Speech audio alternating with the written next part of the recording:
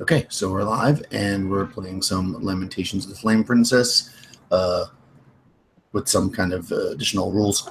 We're doing, this is part 4, well, part 4.5 I'm calling it because we missed part 4 of the Eyes of the Overworld. The group of adventurers here has been sent to this far-off island with a lot of very dangerous and not-so-friendly things, with the mission to collect these this cusp that goes over the eye, which you guys actually did really, really quickly. The only thing is you really weren't given a way to get back. So you're kind of, at this point, trying to make your way back. And you, through the kindness of your hearts and helping people, you somehow got leprosy. So a bit of the journey has now been faced trying to cure this. And you did pick up these purple mushrooms that are supposed to be part of a cure. You're, I believe, about 3 days' journey north of the town in which the alchemist who's going to make this cure for you resides.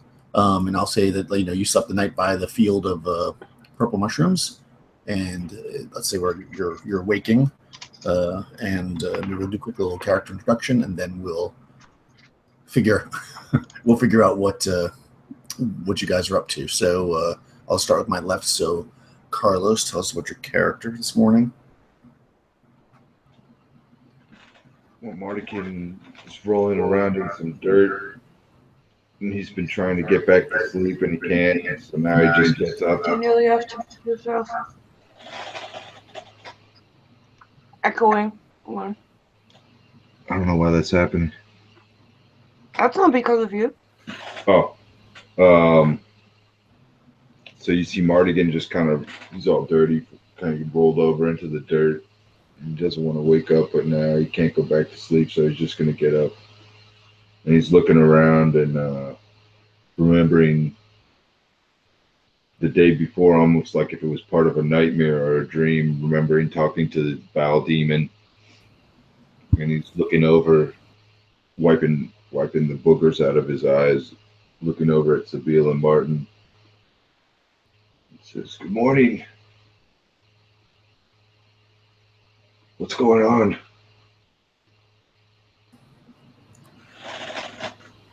So Sabine, you look at your companion who's still garbed in your 2 sizes too small for him leather armor.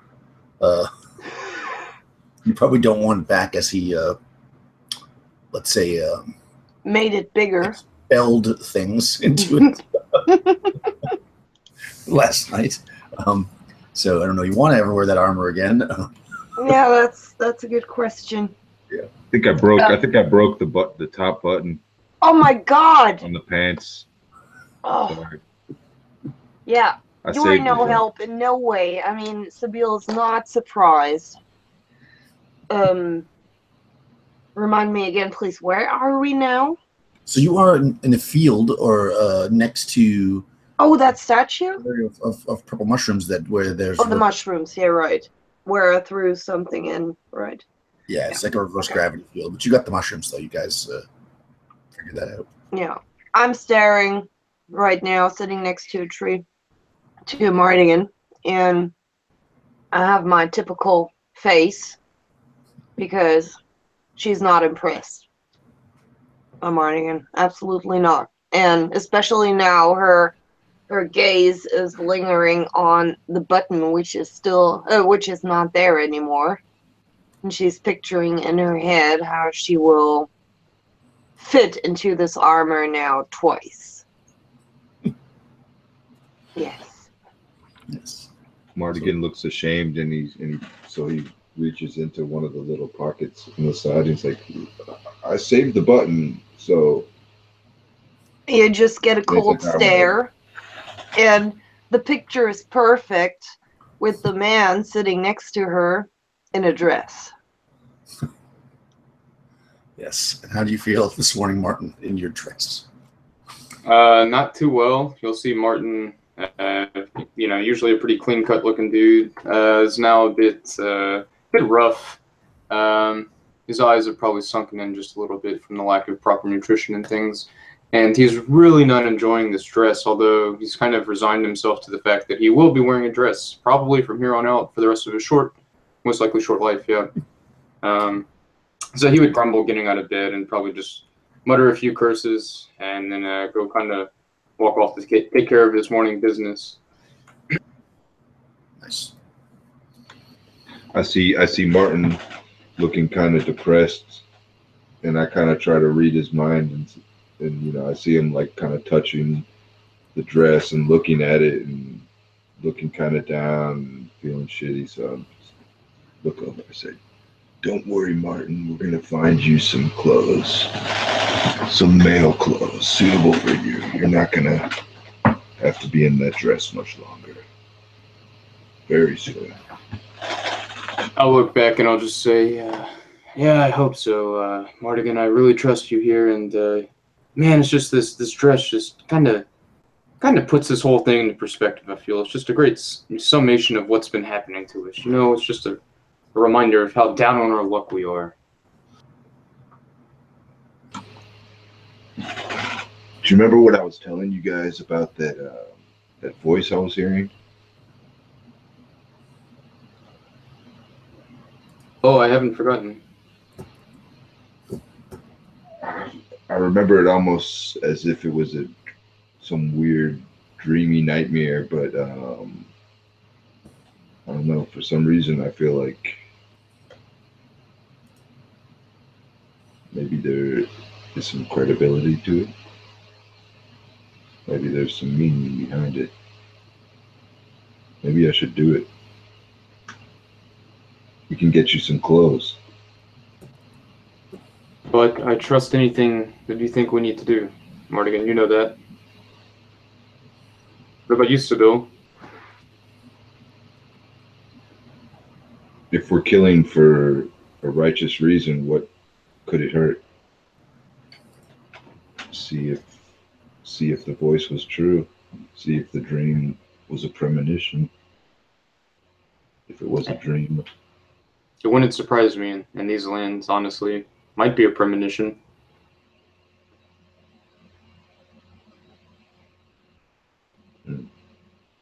Either way, we need to make this potion as well.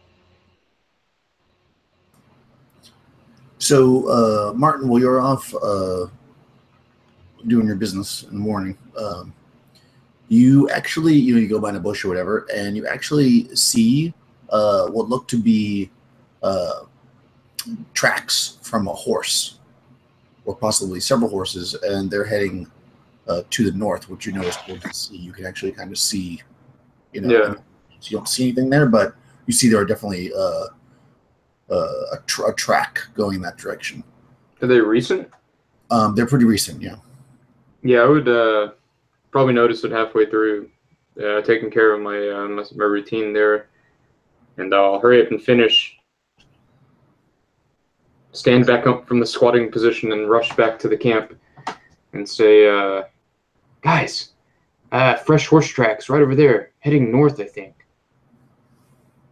That's got to mean something, right?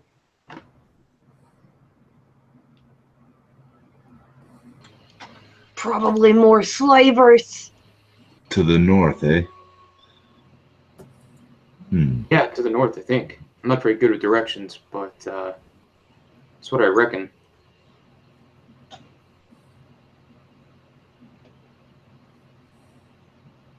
Well, we definitely should investigate. Definitely head that direction. Get us back towards the city. It's actually the opposite direction. But you certainly can go if you want. The north. You headed to the north, so you're basically to get back to where you need to go to see the alchemist. You'd have to go south.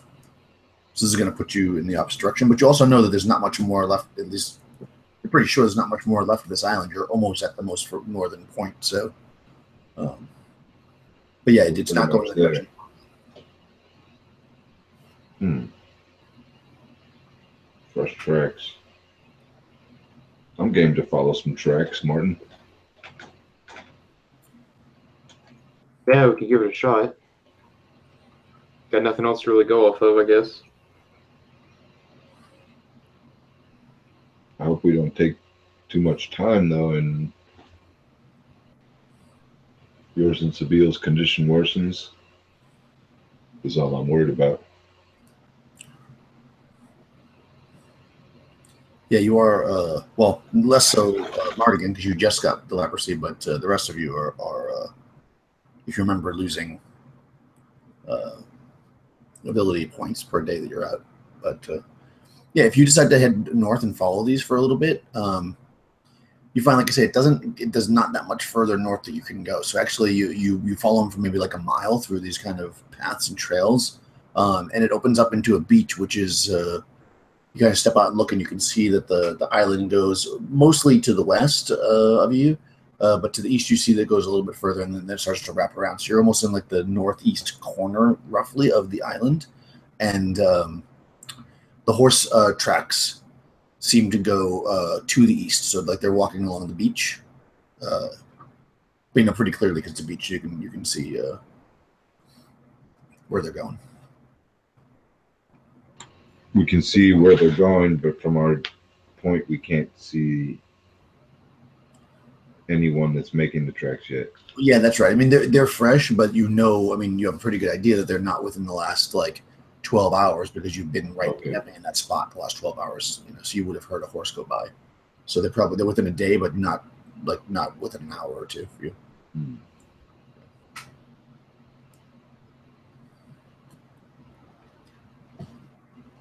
That is quite interesting. Yeah, I mean, if you were to follow these tracks to the east, you would end up you would end up kind of on the tip of the island, and you could head down the beach to head back south the way you want to go. It's probably you can figure that's probably the only way you could go, unless you encounter something over there, and then or you can go back the way you came and just go south the way you came, which obviously you know the track. Hmm.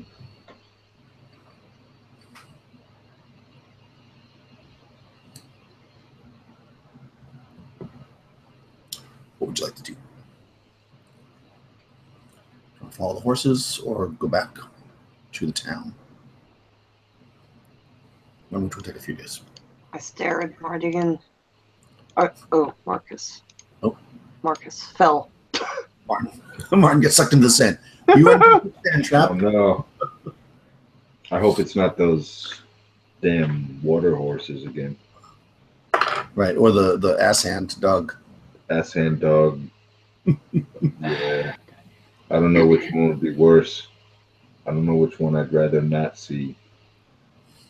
Yeah. Okay, so the leprosy is now starting to drift into Martin's head, and he disappeared for a minute. Yeah, he ran back to go make sure that he took care of all of his business. Right, didn't leave anything behind that he didn't. Right. Double check everything. Always best to check twice, Martin. That's what I always say. That's what you always say, Mardigan. That's what you always say. Always said that. You've always told me that. So do you want to go back to where you came, or do you want to go, well, you can also go west where there's no tracks. That would just be following the water. That's up to you, of course. East would be towards along the beach towards where the tracks are going. West would be along the beach where you don't see any tracks, and south would be back the way you came, basically. Hmm. Well, we might as well head a bit along the beach. Now that we've already started to follow the tracks, we can head along the beach a bit, and if we don't find anything after,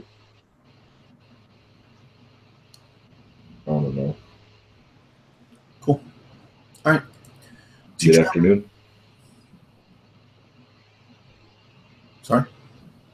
I was saying, I don't know, maybe if we don't find anything by mid-afternoon or early afternoon, we just start heading back in.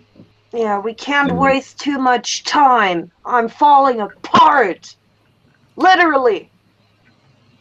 Yeah. And with that note, that's actually a pretty good time to roll today's saving throw versus Oh, shit. Sorry, guys. Same team. I know. Yeah, versus magic or spells. magic. Okay, that's what I thought. Oh wow, I hit it right on the money. 16. Yeah. How about Martin? Oh, sorry. What am I rolling? Spells. See if the. Oh heck yeah! Let's see. I got a 4, so that's not good. That's not going to pass. No. Okay, so you're going to lose. Oh, geez. You had a bad night. Maybe you did leave something back there. Yeah. You lose 4 points of charisma. Oh, God. Yeah, guys, I feel really bad, too. This is terrible. Yeah, big chunk of skin falls off your face and just leaves massive scars. I'm down to 3 charisma. Oh, Jesus. From 11. Yeah. Wow. Yeah, you're pretty. Look pretty rough. Yeah. Okay, yeah, so you're heading along, and you actually you head to the east, and like I said, it kind of goes around almost the edge of the island because you're kind of in the northeast corner, and then you see actually kind of a little cove, if you will, in the kind of the cliff, and there's 4 horses there. They look really nice. They've got saddles and everything on them. They're not any barding or any saddle bags, but they have saddles and saddle blankets, and they're kind of have their leads kind of thrown across the tree so they don't walk away. And they're right in front of what would be the entrance to a cave that's about 20 feet wide by about 15 feet tall. And it's dark inside the cave, but if you kind of look in there a little bit, you can see that there is light inside coming from something. It's just not lit in the entrance.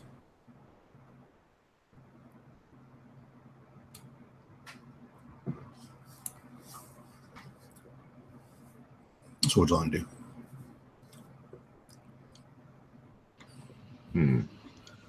Who's feeling the most stealth today?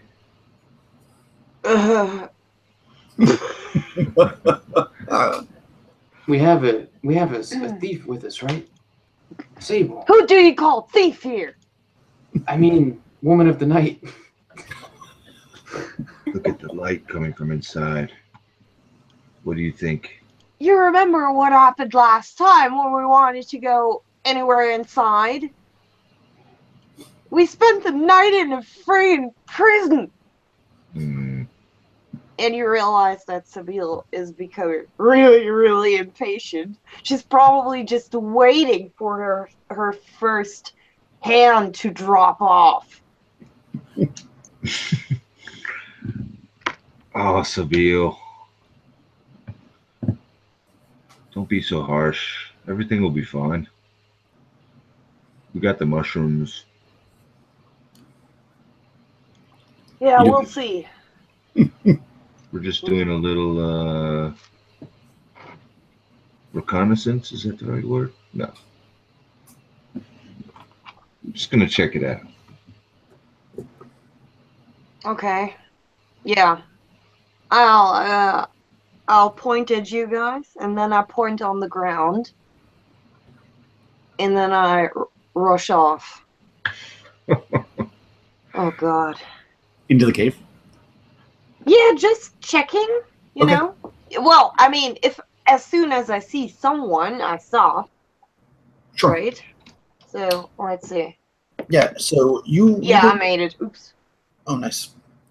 So you go into this cave and you're kind of walking through the darkness, and you can, like I said, you see kind of a bit of a glow in front of you, and you go around a corner, and you can see it's probably about 10 foot square, roughly, or like a 10 foot cube. This whole thing would fit inside. What looks to be a castle with a small kind of village in front of it, and like almost looks like a diorama, basically. But it's 10 foot cube, roughly in size. It's made of white marble. And you can hear festive music coming from it. And when you kind of stare at it, you can actually see that there's little tiny people that are probably like about 3 to 4 inches tall in the village doing, stuff in the village, like doing farming or whatever. And then you can see little soldiers walking along the walls at the top. And you kind of peer over, you can see inside the walls of the castle that there's a festival happening with these little tiny people. I stare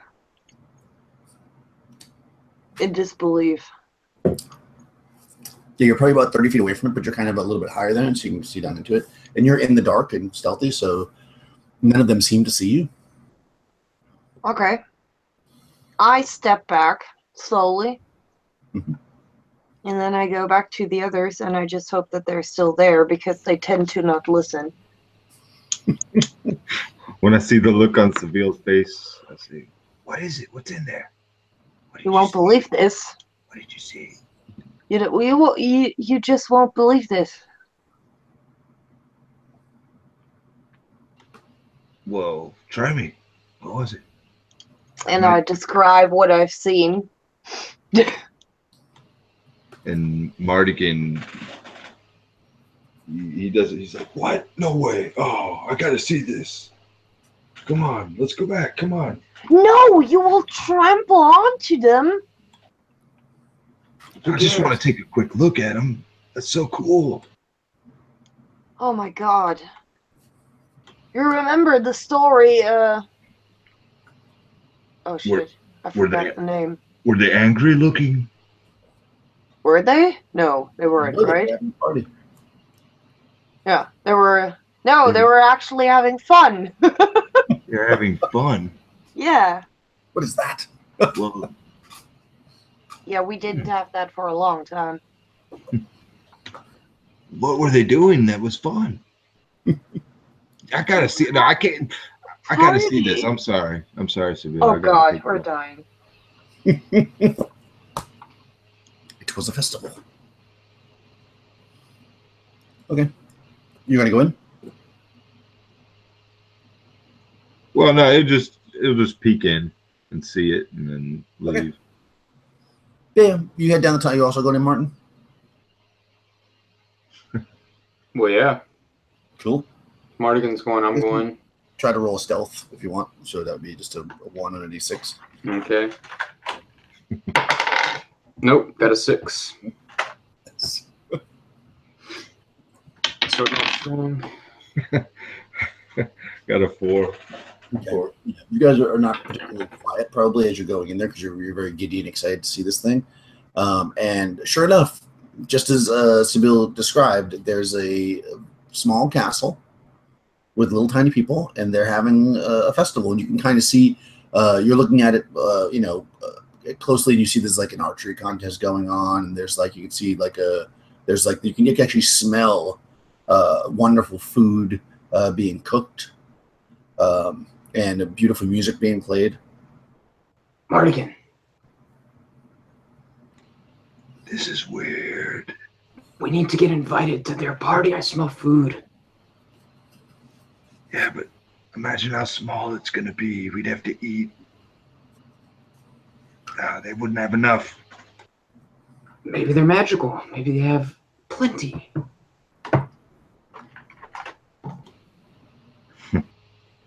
I don't know. Yeah, What do we do? should we talk to them or just take off? I don't know. They don't look aggressive, but They might have good information. I don't know. Information about what? With Anything. that, even though they're super tiny, they could still gang up on us.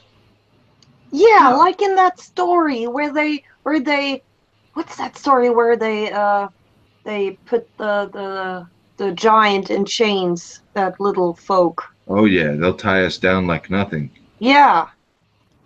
I don't know, but I, as much as I would love to talk to them, Martin, you're tempting me. We might as well. What else do we have to do? That Mardigan's food gonna look smells so over. good. He's gonna go psst, psst, loud enough for some of them to hear. He just wants to get their attention and finally get them to look over. Yeah, maybe they don't hear it. You're kind of on this top area, kind of in the dark, and they don't seem to look in your direction when you make that sound. I mean, nobody's not noticeably. Okay, I'm gonna look to Martin. I'm gonna say one other thing we have to consider is we're probably gonna scare the shit out of them. We just gotta, get on their level. We're monsters to them. How do you want to do that? I don't know. I mean, even lying on the ground doesn't bring you to one level. Well, we can't lie on the ground because then they can trap us. Well, if we, well, if we, I'll look at him surprised because I didn't expect that intelligent answer.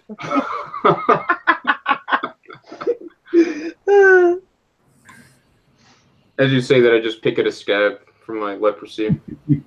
well, and then on the flip side, if we pick them up, they're gonna think we're trying to eat them. I'm telling you. All right, we send Sable. Sable, you have a very calming voice. Yes. What? Yes, yes. What? You're Sure, the you least can- aggressive. You can soothe them. Talk to You're them. annoying the shit out of me, Mardigan. I'm not trying to annoy you. Just talk with a very small voice. A very small voice. Use a small voice. Ugh. I can't whisper. I'm not good at whispering. I'm sorry. Oh god, yeah, this will go wrong. Okay. Yeah, let's try this. So what are you gonna do? I don't lie on the ground. I go down on all fours and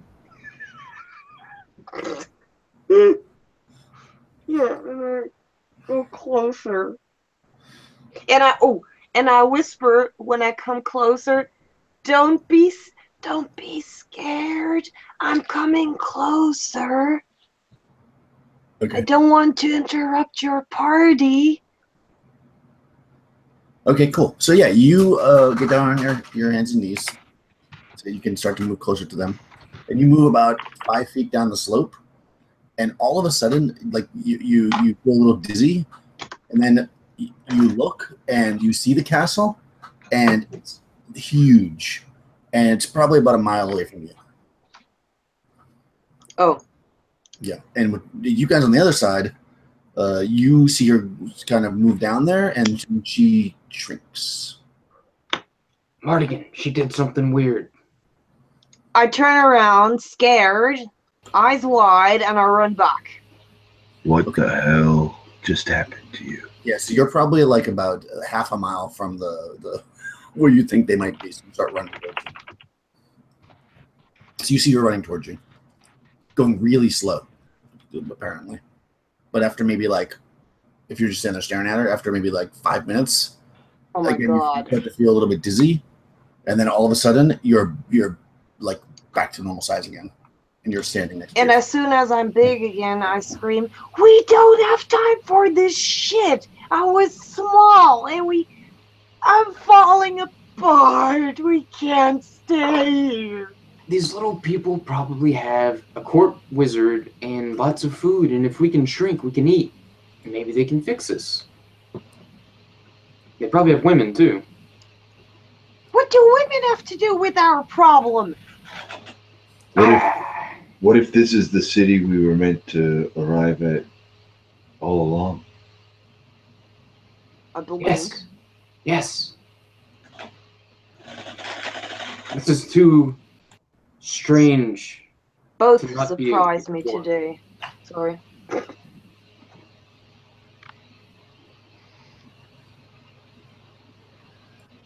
Okay, so what do you want to do? Are you gonna leave the tiny castle and go back to your game, or are you gonna go down there and see what happens?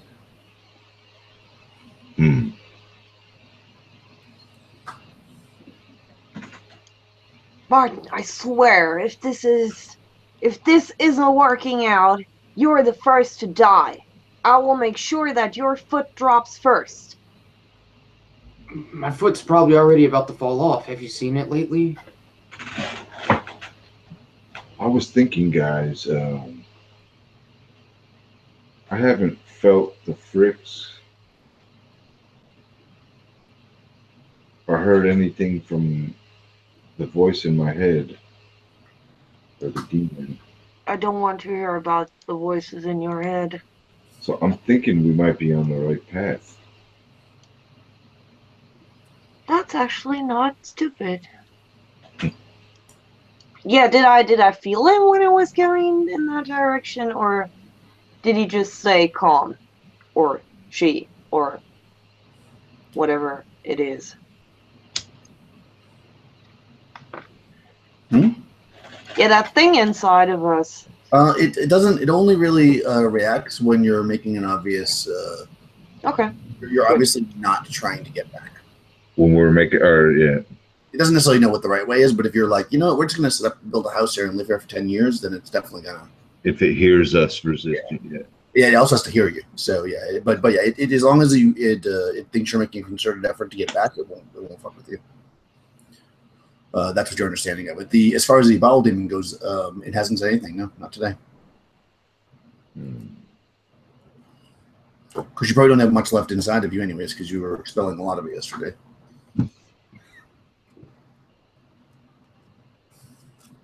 Well, out of character, it's a shame that people weren't really small because I could have just stepped on them to please the Bowel demon. A blink. Nice. Okay, so do you want to see what happens if you go to the tiny little castle, or do you want to go back? You really don't want to go back, do you, Sabine? You don't want to go into the tiny world. Are you afraid to get stuck there? Die of leprosy there?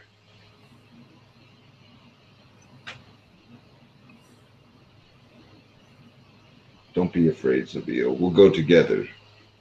Oh shit, I was muted. You and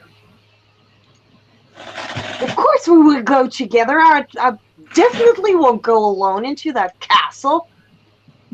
And go find some women for you with a side glance at Martin. He smirks. Do you fear the tiny world, Sabine? We don't have to go.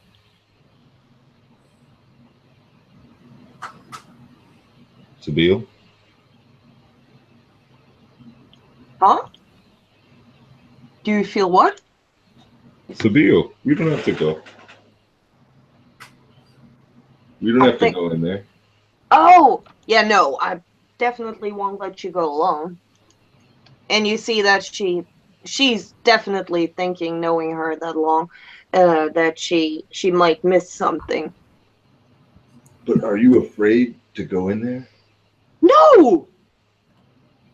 So then let's go. I'm afraid to lose my foot, but aside from that, everything is fine.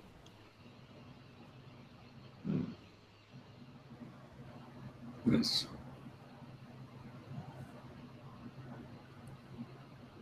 Cool. So you're going in? Whilst I look stuff up in the book. Is it the plan? I hope so. Yeah.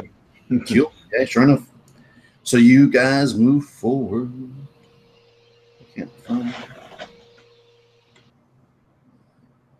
I'll find it in a second. All right. So yeah, same thing happens to all of you. You kind of you get down on your hands and knees this time. You just had to walk out. Do you just walk out there, or are you guys on your hands? Mardigan's gonna. Well,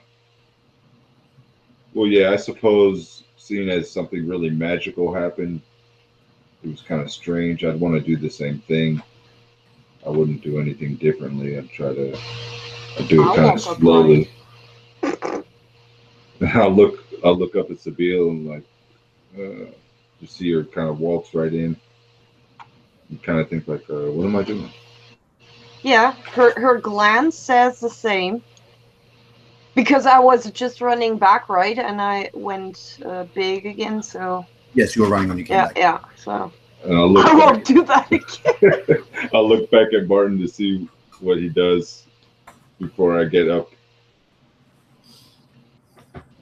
I'm just following your lead. I'm probably too excited for this excursion. Probably way more excited than I should be.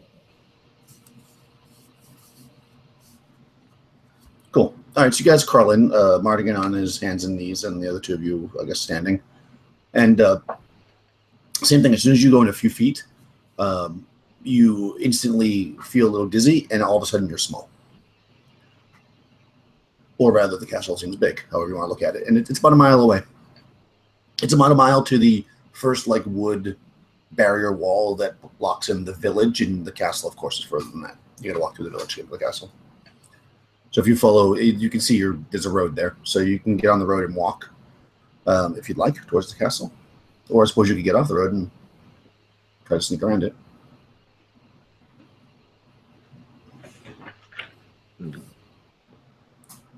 Well, I don't know about you guys. Mardigan says as he's getting up off his knees and dusting off his knees and elbows. I think we should go in and just introduce ourselves and be open with them. See what they're all about. I don't know if we should tell them that we are actually 30 times as big as they are. Or Oh, even no, more. no. Well, maybe they're just like us. It's just we're in their realm. This is a different realm. Join their Well, festival. then, we'll give it a try. What could go wrong? I think they're all going to be drunk. They're going to love us, give us food and beer. Martin's right. We're going to eat with these little people. Cool. Yeah, so you head down towards the castle, towards basically the wooden barricade that's around the village first. There are gates, but they're open. And you're able to easily walk through, and you're walking basically down the main street in this village, and it's very much a kind of farmers community. You see, people on the main street are mostly just they've got some carriages and stuff where they have some food for sale, and they're doing trades with each other. And there's only like maybe a dozen or so buildings on that main street, and then it breaks out to smaller buildings. Then you can see it starts to really widen out as it goes out across the field. There's not a whole lot of houses here.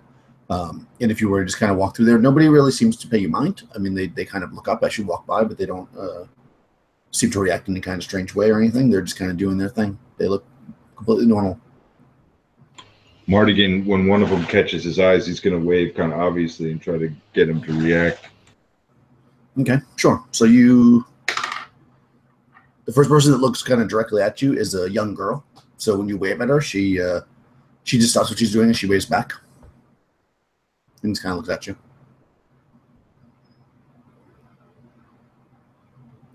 I push Mardigan forward. I'm going to walk up and say, "Hello, young girl." So, okay, so when you walk forward, you can see that her like father is with her, like at the carriage selling the food, and he sees you coming, and he actually like puts his hand on her shoulder and pushes her back, and he says, "No offense, stranger, but it seems you may be cursed." Oh, no shit, I mumble. And as Mardigan reaches back and scratches a lesion on the back of his neck, he says, "What makes you think that, good friend?" So he looks around and he says, "I understand that you are probably here to see the king for a favor, especially in your condition, but please, children are very susceptible to the disease, and my daughter could die. Please stay back." And you see that he's kind of like with his left hand, like he's talking to you normally, but you can see, he's like reaching like to pick up like maybe a knife that he was cutting up the fruit with or whatever, just as to prepare himself if you start to move forward. You think he might. Well, I'm going to back off a little bit to make him feel comfortable and hold my hand up and say, "Don't worry, my friend. We've been cured. It's just a matter of time. We've been cured. We're just looking for a way home." That I cannot help you with. You probably should see the king. He's holding court now, actually. You can hear the festival. He kind of like points up the road. Mardigan nods and jolts his fist, nods and thanks, and starts to head in that direction. Then he kind of looks at Martin and Sabine through the side of his eyes for approval to see if they think it's a good idea. We're kind of wanting to walk them away from that guy's hearing distance. I nod. I point with my chin. I just kind of smile and nod, yeah. Yeah, he goes back to what he was doing. He doesn't. I mean, he's got an eye on you still, but he's just keeping his daughter back away. And so you climb the small kind of hill that leads into where the main part of the castle is, and there's like a small drawbridge which is down, and there's like a portcullis and everything which is up, and there's a couple of guards standing there, but they again don't really seem to pay you too much mind. They just kind of look at you. And when you walk in, you can see the whole kind of interior part of the castle, the uncovered part, courtyard, I guess you would call it. There's a large festival going on. There's jugglers and there's music and people are celebrating. And you can see what's very obviously the king and his queen. They're sitting up on kind of a platform with two like wooden but highly decorative thrones. They have rich robes of autumnal brown and orange. It is covered in jewelry. It's like pouring off of him. And he's got on his lap basically a horn, with a fruit stuff pouring out of it. You know, like cornucopia type horn. And you can see that he's having a good time. He's waving his hands and whatever else. He doesn't seem to notice you right away. And in front of that platform are four guards.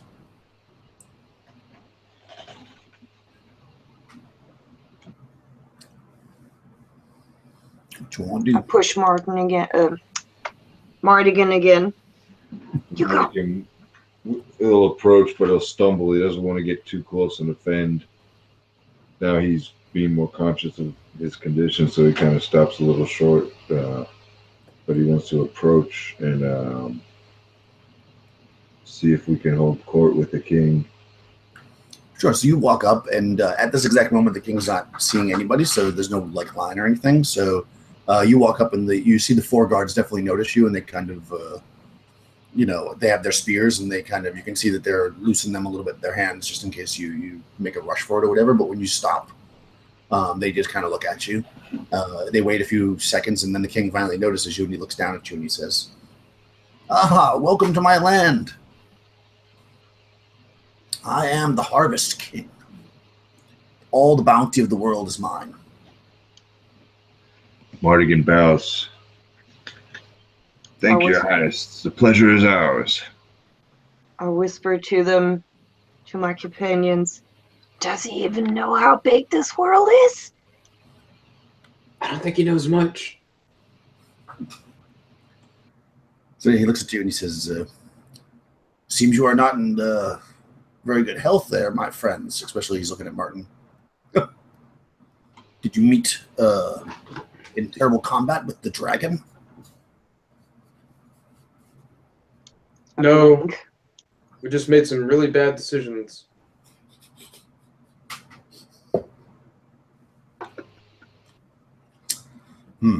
Okay. Well, you made a good decision to come here.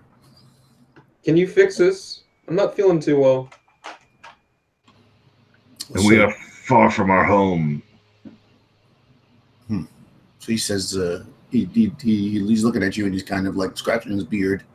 And then finally the queen speaks and she says, she kind of nudges him and she says, "Perhaps the royal wizard can help you. We'll call for him." And then she like jingles a bell. And she says, "Until then, eat." And she kind of claps her hands and these out of nowhere that you didn't even see them coming, these four guys are carrying a table that's just like covered in like fruit and all kinds of like vegetables and breads and stuff like that. And they just like bring the table out right in front of you and just like set it down and then they back off. Mardigan's eyes grow about 3 sizes.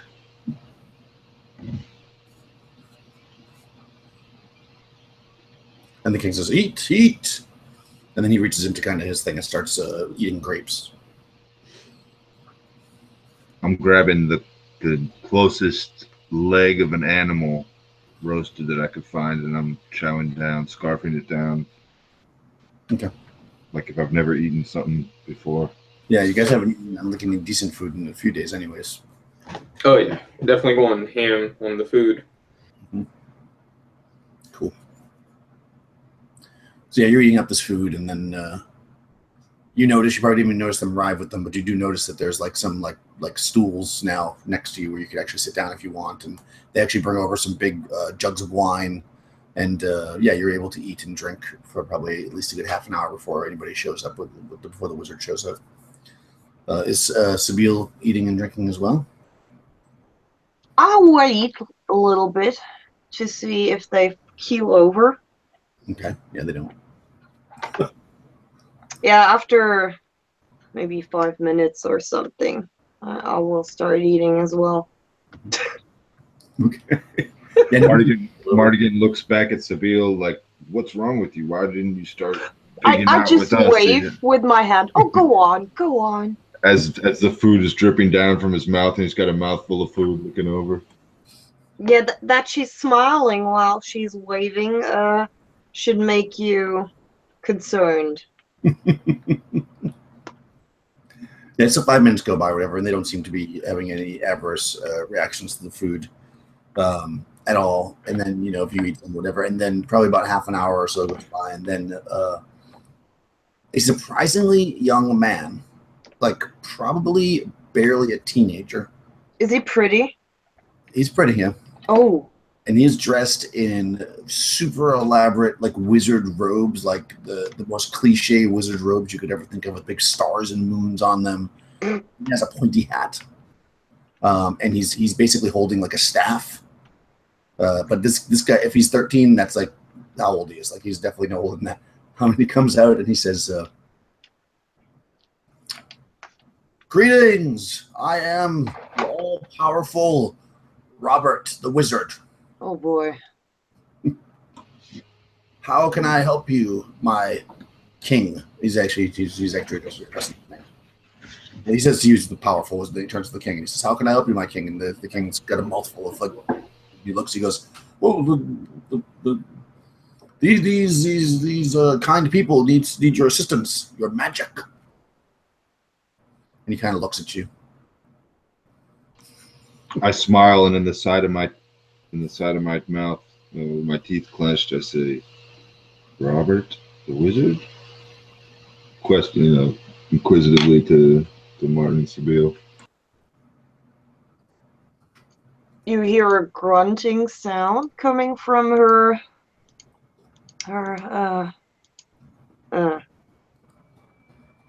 From where is coming the grunting sound? For fuck's sake!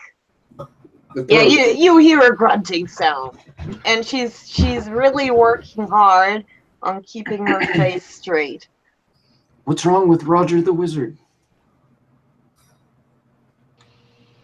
Oh, I don't know. I guess he seems cool. I was just expecting someone a little older, maybe with a big gray beard. I don't know. God, that's just in the stories, Mardigan. Let's give him a chance. So he kind of looks at you and he says, yeah, you look like you're in pretty rough shape. You're going to require a lot of enchanting and evoking and those kind of things. Let me see what I can do." And then he kind of like looks around a little bit, and then he kind of like walks away really quickly.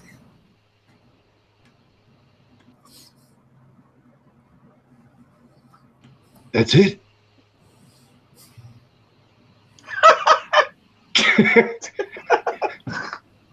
Guys, The king says, should we follow him? Look at the king and then look back at. The king says, "Are "Well, we supposed to follow him?" Study, of course. Magic is not easy.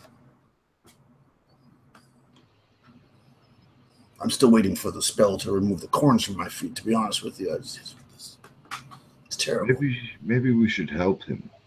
Maybe he needs a little help.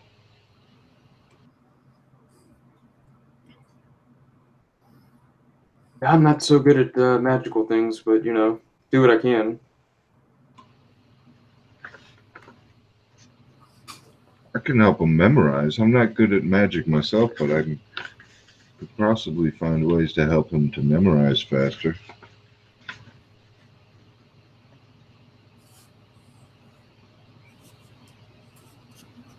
Okay, so you're gonna follow him? Like he left. You just don't need to go wherever he went. I mean, you saw where he went. Let's follow him, guys. Come on. What do you think?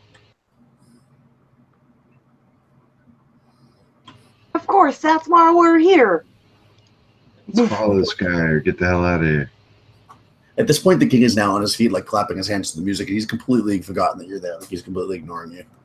So I'm gonna, as I'm talking, and say, yeah, guys, yeah. I'm reaching back, leaning back, and grabbing another couple drumsticks.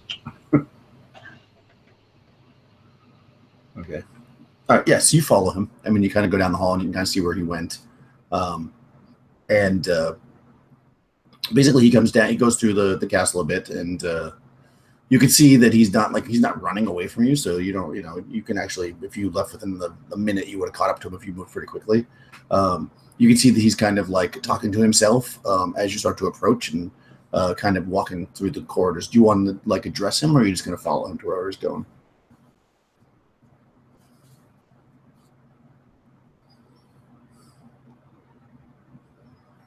Just follow for now, I'd say. I mean, we don't know shit about this place, so.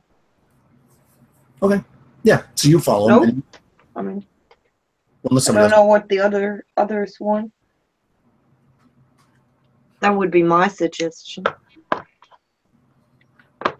Anybody want to address him before you get to wherever he's going? Maybe Sabine, you should try talking to him. Maybe he'll like What? you more than. Maybe he'll like you more. Why? More. Well, I don't know. Because I'm more a woman, or what? But yes. That's men's logic. But anyway, for now, I'll just follow him. So, yeah. Yes, you follow him, and he goes kind of towards the backish area of the castle, and he goes up some stairs. And again, he doesn't even notice you. Like you don't even have to be super sneaky. He's totally talking to himself and like not paying attention. And, he gets up to this like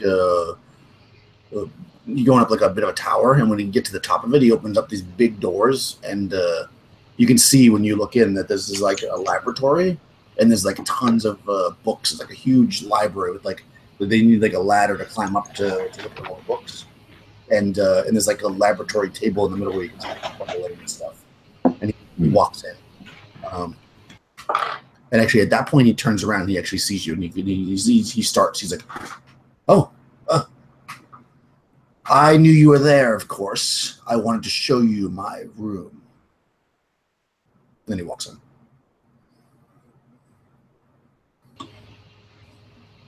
Mardigan scans the room, nodding with his hand on his chin, pretending to be impressed, just, to play along with our new wizard friend.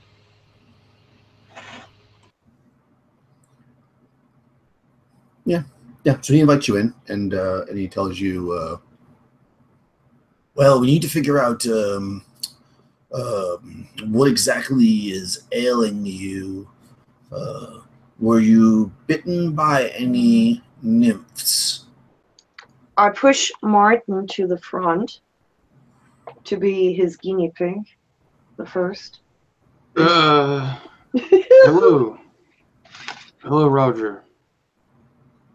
Robert, Hello, Robert. have you eaten any ogre dung? Maybe? And he starts going through his books, and he's like, I don't think so, though. I stare at Martin. What? I can't remember. Maybe we did. There's no way we ate ogre dung. Yeah, we haven't seen any ogres, Roger. Robert.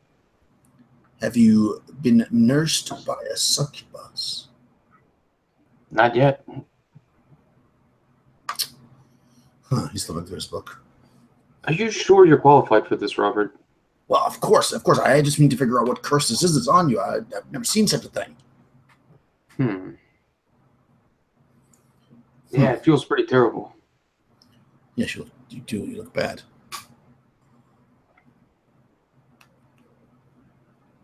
Are you sure you haven't eaten any ogre dung? pretty positive. Okay. If you've eaten ogre dung, then you may have ogreitis.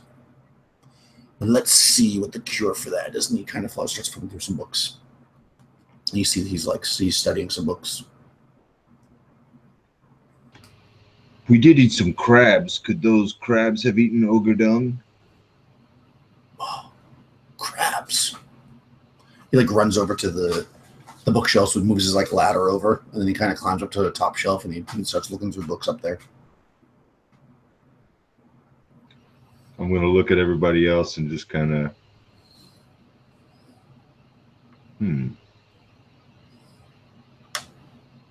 give a humph face. Yeah. So he spends a couple minutes looking. He comes down with a boat with 2 or 3 books, and he lays them on the table. He says, "The hardest part of being a wizard is trying to figure out what the curse is that's upon the people. I spend all my time trying to figure this out. It's not as easy as you would think."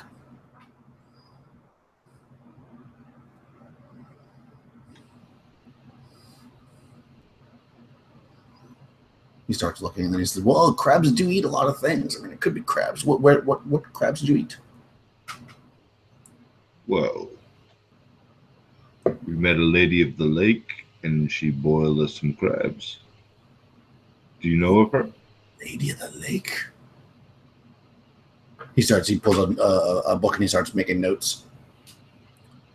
How did she cook them? Describe it to me. He's making notes. She commanded them into a pot. Hmm. They went in. They listened to her. That's and amazing. They boiled. And we ate them.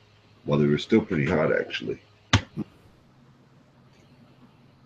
That sounds amazing. They were good. Okay, well, a typical cure takes about 4 to 6 years. So I'm going to work on this. If you can think of anything else that may have caused this, let me know. Right now I have crabs and ogre dung.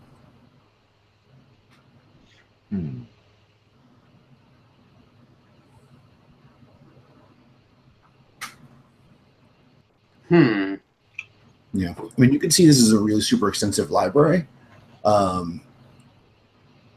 but he obviously doesn't. It's library, Roger.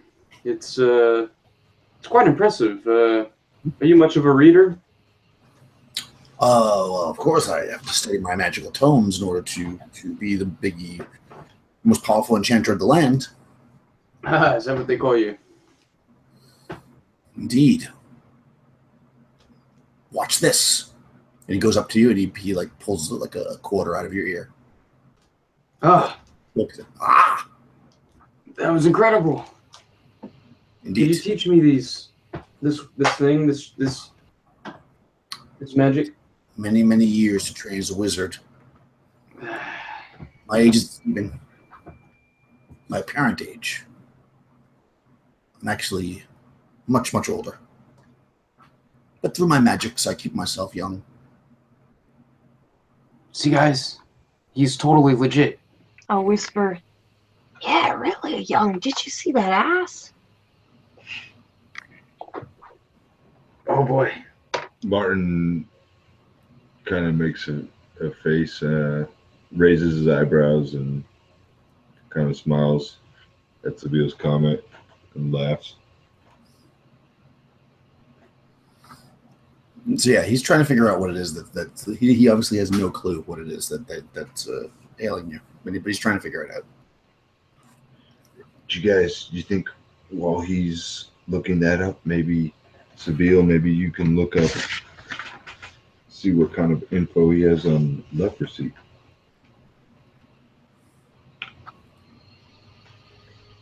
We don't have to tell him that we have leprosy. We could just or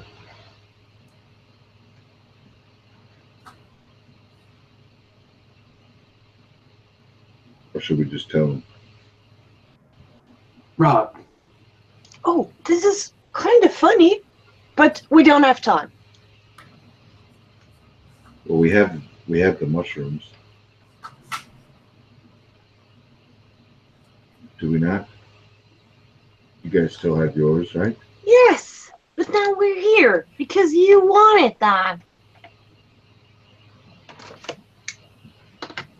Looking at a hot wizard.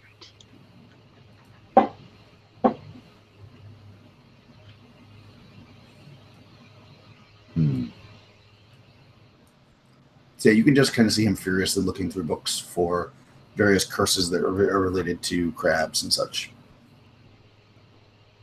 Mardigan's gonna go up to him and kind of try to get his attention again and say, "So, Yes. have you ever heard of the Lady of the Lake?" I mean, yes, of course. But she's known to be very good to the people, so it seems strange that she would curse you. But I need to check on every possible. Well, there's something else that happened, although I think it's unrelated to our condition because of the fact that it did not happen to our lady friend. But after we ate the crabs, my friend Martin and I were actually transformed into crabs. If you can believe that, my friend.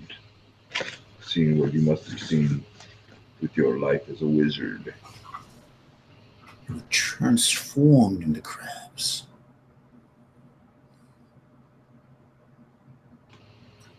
What? But the lady, are you sure that she wasn't? He's like, he starts looking at, he's eyeballing you up and down. We're sure that she wasn't. Can I see your hands? Can I see your hands? Show your hands. He has to see your hands, Sibyl. I show the left hand, just in case. He looks. He's like, he goes over and gets a book that has like a picture of a crab on it. He's like holding it. He's like, it doesn't look. No, I don't think that's related. Oh, really? Why would you eat dung? And then there were the loincloths. Loincloths? We did eat quite a bit of stuff. You ate loincloths? We ate loincloths. We ate raspberry flesh. Raspberry flesh. Hold on, was the loincloth from an ogre? No.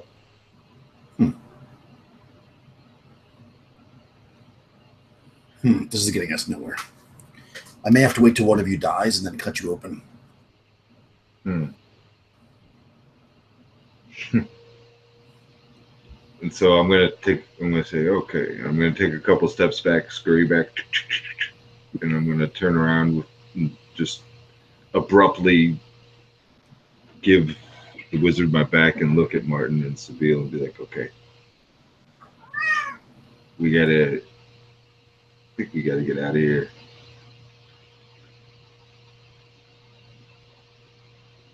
I don't think he's gonna cure the leprosy. You guys want to just tell him it's leprosy? Yeah. I guess it's about time. It's either that or we get out of here. So I'm going to turn to him and say, Robert, wizard. Yes. We heard word that there was an affliction on this island in these lands, which could be what we have. Oh? Do you know of leprosy?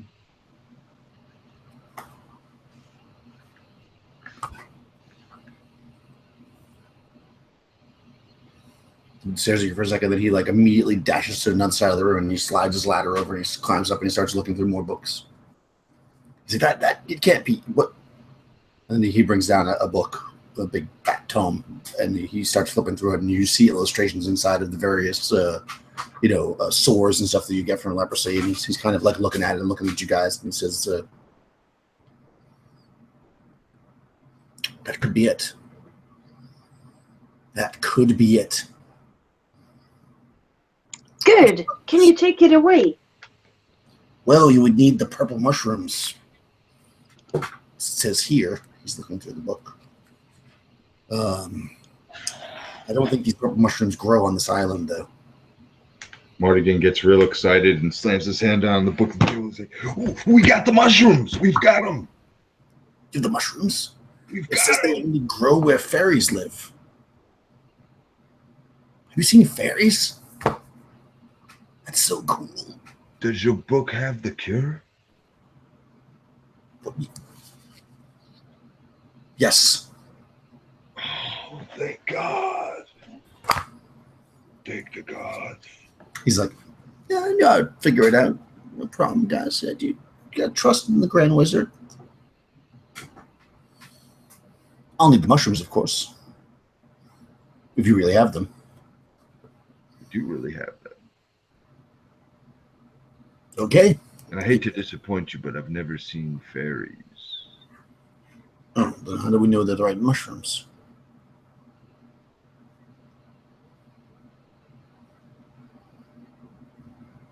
Show them to me. And they've got to be. And Why? Mardigan pulls out the ones that he has and shows them to him. Okay. He looks. He says, okay, it says here I'm going to need 2 mushrooms per dose. How many do you have? You have 6, actually, right? So you have enough. So that's just enough. They do look right.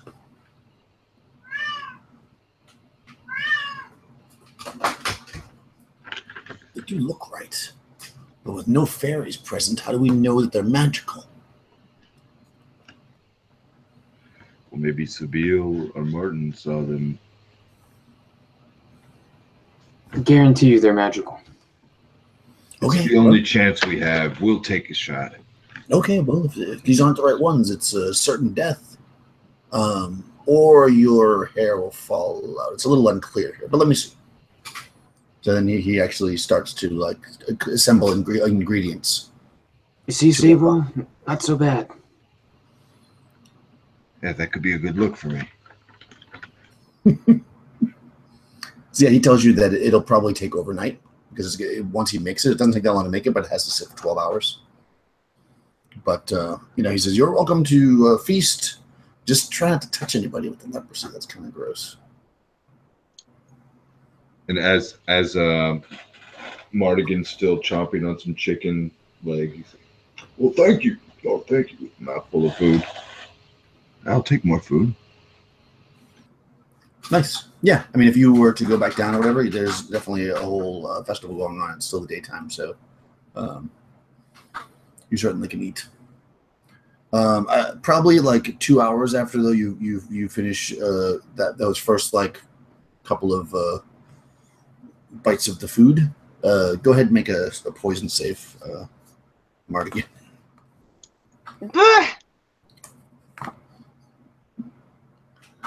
No, that's not what we did. We did roll under your con. That's how I did it. That you have awoken the demon in your bowel. Roll under my con for a poison save? Yeah. No, don't do a poison save. Just roll under your con. Oh, okay. Yeah. To see if the demon expels what you have fed it. All right. 11 under 14. Okay. Yeah. You feel it like a little bit like grumbling in your stomach, but you don't. You're able to make it to the Porta John or whatever fast enough. So You see Mardigan doing that walk, that keep your cheeks together walk. Yeah, but you're able to make it no problem. You get there and you're able to take care of business. And they give you a room to stay in if you so desire. Is there anything else you want to do or talk to or anybody here, or you're just staying out of the way and eating stuff? I'm a little bit skeptical still of all those people, and being the kind of person who doesn't want to spread her disease, she really stays away from them, at least for now and until she's cured. Okay. Yeah, I mean, basically, you have that table that the king set up for you, and then they just keep filling it with more food and stuff, but nobody comes up and actually talks to you because they can see that you're cursed, because they have no idea what it is. They don't seem to know anyways. And they're very, very, they're having a good time. I'll say they're drinking and they're and they're eating and they're feasting, and they're not really overly concerned about anything else besides that. And it goes into pretty much the wee hours till it gets dark, and then some, and then it's almost probably, even if you were to like try to go to bed relatively early, you would be hard time sleeping because of all the noise. But eventually, it kind of peters out in the morning. When you wake and you come down, you see that the king is already there, and he's got he's eating some fruit, and the queen is also next to him, almost like they never left, basically. And your table is still there, but it's been cleared off, and now there's like eggs and cheese and breads, and also more fruit on it, like breakfast fare, basically. And you see sitting at the table though is Robert the Grand Wizard, and he's got 3 little vials in like a little rack, and he's just sitting there looking very, very happy with himself. I look back at him and smile, and then turn to my companions with a happy smile. I give you a kind of a goofy smirk. Not quite sure what's going on, but I'm excited for it.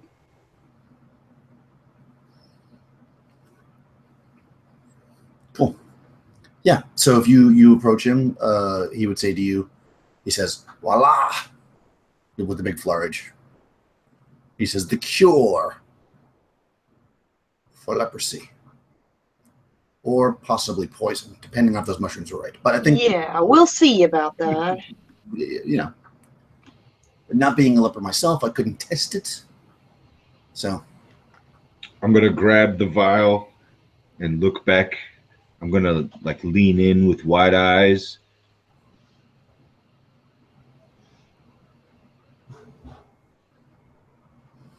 I just down one of them because I'm I fed wait. up with this status. I'm gonna say, "I trust us, guys. I trust us," and I'm gonna down it. I take mine and I kind of bring it to my lips, but I kind of act like I'm about to drink it, but I watch and see what the other two would it's like happen. everybody at the same time. Yeah. It's not required. Cool. Okay, so you guys drink it down. Martin's looking at you to see if there's any kind of reaction. And let's take a quick break. Oh, God damn it. And what happens? Okay. No. Okay, sounds good. Like 5 minutes. Cool.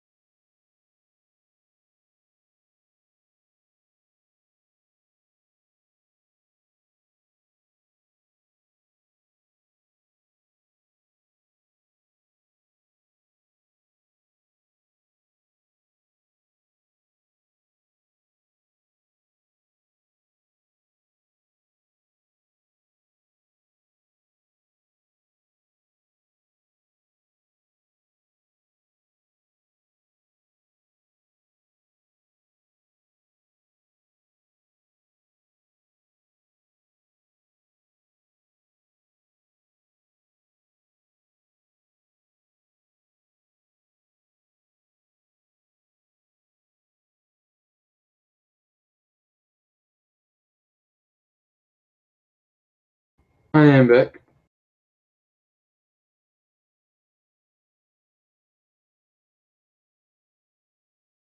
Welcome back.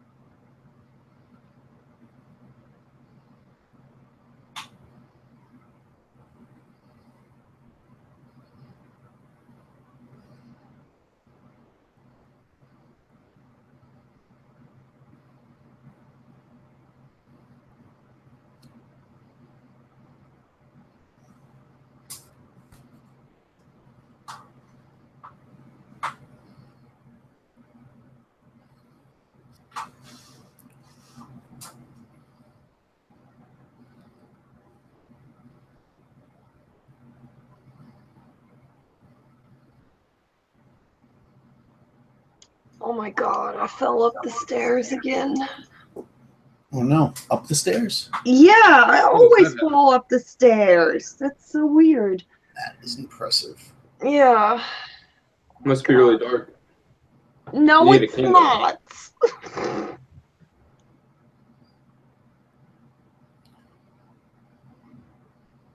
Okay. So, I'm trying to figure out movement. I hate math. I'm just going to make it up. All right. Is Carlos back yet? I don't think so. Okay. All right. Well, I have in my notes here the last person back to their microphone dies from the poison. So Okay. just so you guys know, you're fine. Excellent. That would be incredibly arbitrary, but probably something I should use in the future.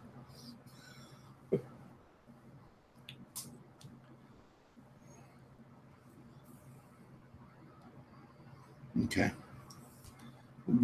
You guys don't have very much, do you? No, I have a dagger, a woman's dress, and an exquisite-looking amulet. Are you making fun of us?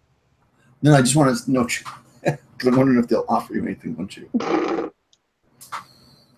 That's right. What's the amulet look like again? It's an amulet, right? Valuable, silver or something, right? It's worth 100 gold pieces. That's all I know. I just put exquisite-looking amulet. I forgot what it looks like. Yeah. Explicit. That sounds like a penis. Exquisite. Sorry. Yeah. Well, there's limitations. I mean, there's a lot of Could be people. explicit. Yeah. Yeah. It's phallic. Nice. It's an illicit. It's exquisite. Okay. It's So an illicit. you drink down the potions, all but Martin, and nothing seems to happen right away. But he's staring at you, Robert the Great. He says, you can see he's moving his lips, like almost like he's talking to himself. And then after about 30 seconds, he says, "Okay, it worked. According to my notes, if didn't, you would have been dead in 20 seconds. So, you're cured. However, you're going to need to put something on those sores in order for them to not permanently scar you. So, I also got you this." And then he has you notice now he has like a package that was sitting on the table. He starts to unwrap it, and it is like a block of some kind of like fat or something. And he says, rub this on your sores every day, and it will help heal them. But you should no longer get worse, and you should be fine. How do you feel? You've been cured by the Grand Wizard. I make sure to quickly chug it down while he's kind of talking and stuff. Yeah. Yeah, he's actually talking to you, but he's not like paying attention to it at all. He's so proud of himself to have actually done something. I'm going to turn this. Sorry. Go ahead. Would you say else? I'm just going to turn to Sabine and ask her if she's feeling better. You're right. Yeah, you definitely feel like, you don't start to immediately heal up, but Sure. if you start to actually think about it, you do. Yeah, your mind is starting to get a little bit less cloudy, and also you just eaten yesterday, so you probably feel your body's feeling a little stronger. Mm-hmm. Yeah, you think that probably you did it. I mean, he had a very similar book to what the alchemist had. It was just a matter of him doing it correctly. Yeah. So, oopsie. So I nod cautiously. I think I do. Mm-hmm. Well, I feel great. Roger, you're incredible. Who knows? Diarrhea comes late always, so... Sabine, why are you thinking about diarrhea right now? This man just saved our life. We owe him our lives. Speaking of that, in payment for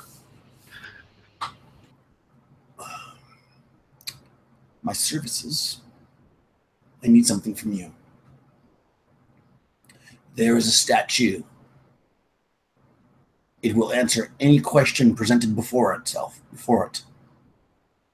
I need you to go to the statue and ask it a question for me. Oh my God, I poked the others. We could ask a few questions as well. You say, Robert, you say each of us could ask it a question? I don't. It will answer any question. So says the book. It says, I want to give you my question to ask. And then you can take this carrier pigeon and release it back to me with the answer. That way you don't have to come back. Why don't you come with us, Robert?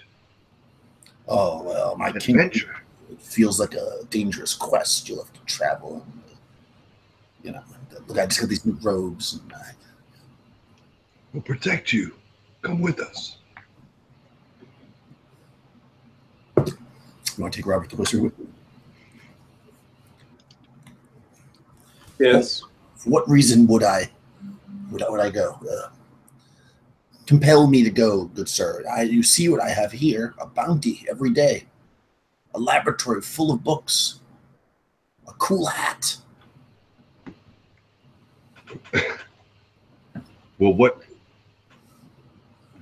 the possibilities could be endless. Come with us. You're one extra person. We can ask more questions to this statue. We'll help you return.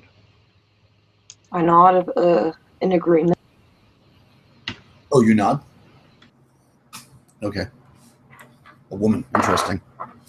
So he looks at you and he says, well, I am a grand wizard, and I don't know if the king could survive without me, but he kind of now leans in a little bit towards Mardigan, and he says, are there more women like this on the road?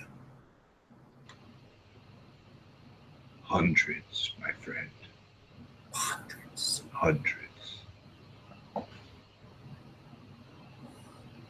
Okay. I'm in. Then we won't need this carrier pigeon either. I just bought this thing. Man. All right, well, we'll use it for something else. I must assemble my gear.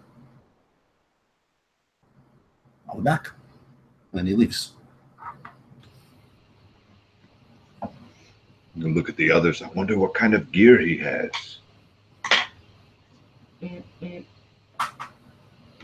Probably the best kind. Enchanted gear. Maybe.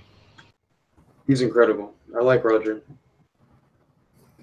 My head turns to Martin. Blink. You like everyone who doesn't kill you immediately. What can I say? We're in a rough place. I saw. You gotta like something. You can't always be so cynical with Sable. I trust Robert. He helped us when he didn't have to. Exactly. He cured our leprosy. I thought I was gonna die. All right, so he comes down up to like a little bit, and he's got a different wizard robes on. They're not so luxurious, but it's definitely still like obviously like wizard robes, like you'd think the wizard would wear, but like no wizard should ever wear this. And he's got these robes, and he's just wearing like a little cap, like a little skull cap now. And he has a little backpack on. He has a staff, and on his side he's wearing a short sword. And he says, "Okay." I hope there's food and stuff out there, because I'm used to getting all kinds of food here. What kind of food is out there? What have you guys been eating? You talked about eating loincloths. I don't eat a loincloth. Well, we actually have this pendant that can turn any inanimate object into edible. I won't call it food, but edible.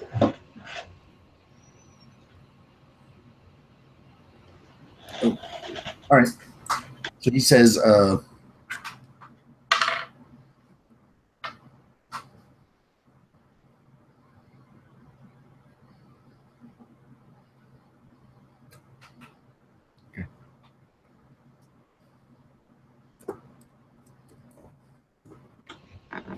what he has.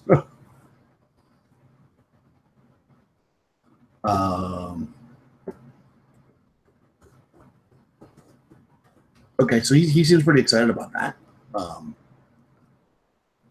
Because it's magic. He's like, okay. So he has like a small book, that he lays his shit out to show to. He's like, I got this stuff. He's showing you some basic stuff, and he's got like a small spell book, much smaller than any of the books that he had. And he said, this will just be for the road. We should be good to go. Okay, so and he also rolls out a map. He has a map. And this. When's the last time you've left your castle, Robert, into the other side? My story is epic and probably should be discussed at another time.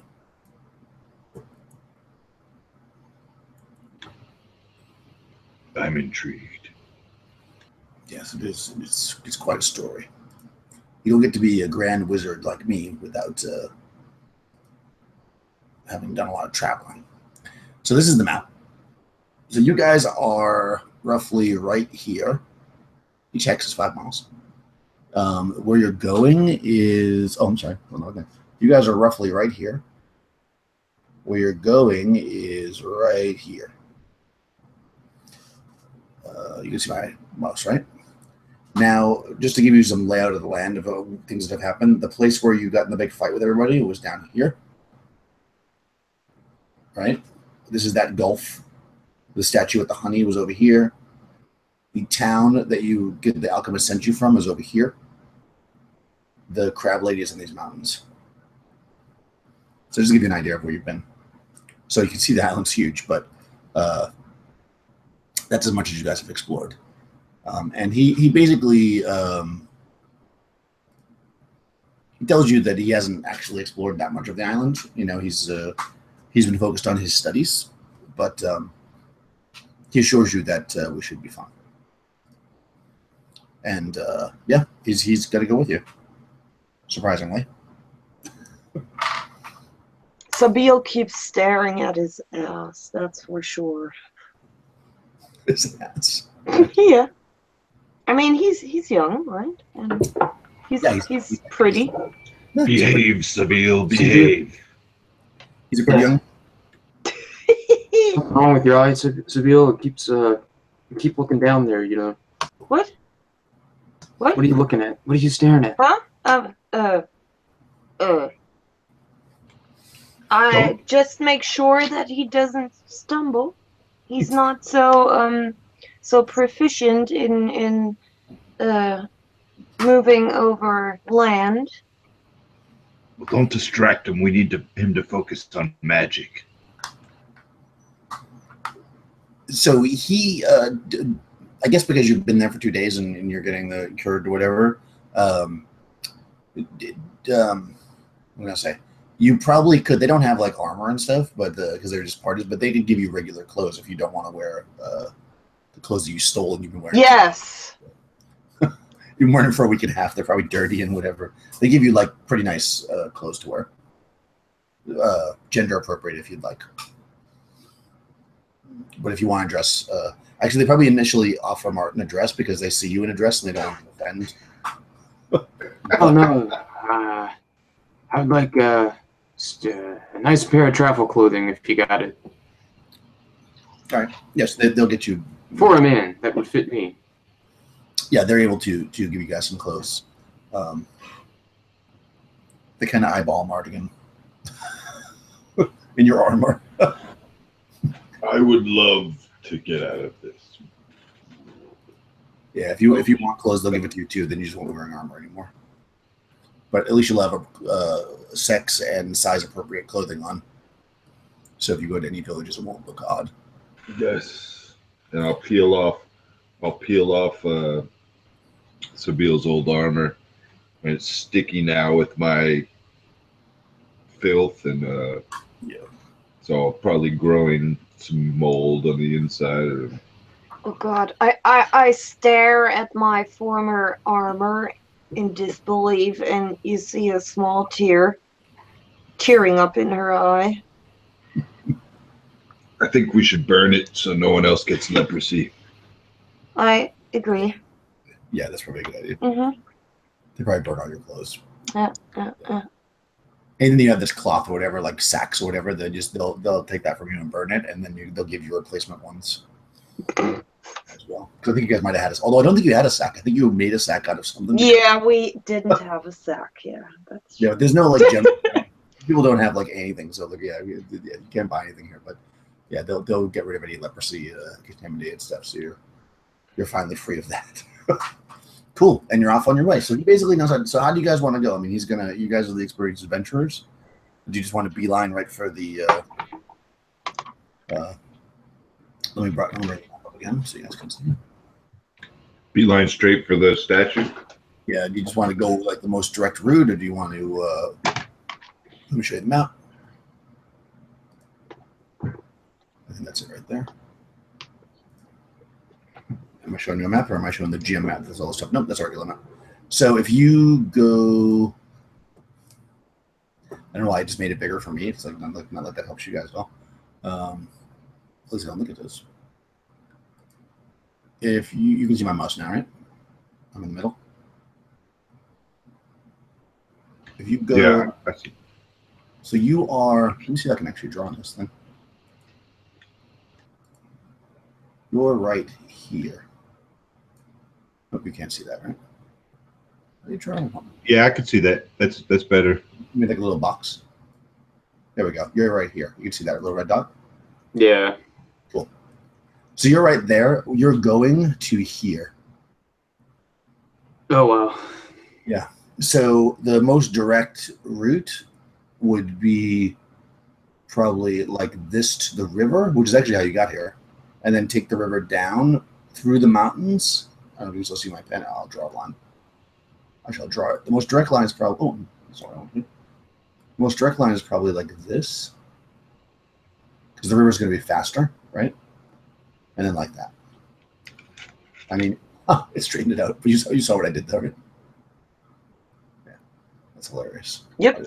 Okay. The other thing that you could do is you could also, if you'd rather explore new areas, you could also go here and take this river, which will put you a little bit closer on that end of it. That will also avoid any of the weird people that you encountered before in these areas. But also, it brings you into unknown territory. It's up to you. I'm feeling fresh and spry. Yeah, let's do the unexplored section, perhaps. How do I stop?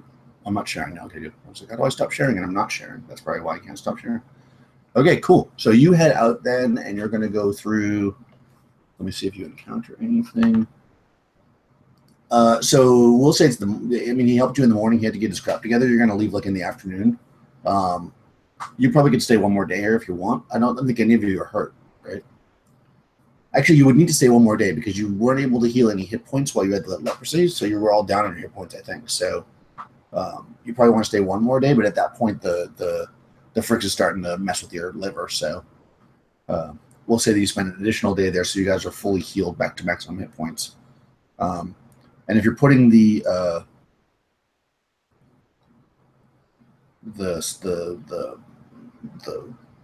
healing bomb on you, I'm assuming you guys are doing that. You can make a save versus spells, and if you succeed in your save, you'll gain back charisma for the next 4 or 5 days, I guess. That's how long you've had it. So you might actually be able to get most, if not all of it back.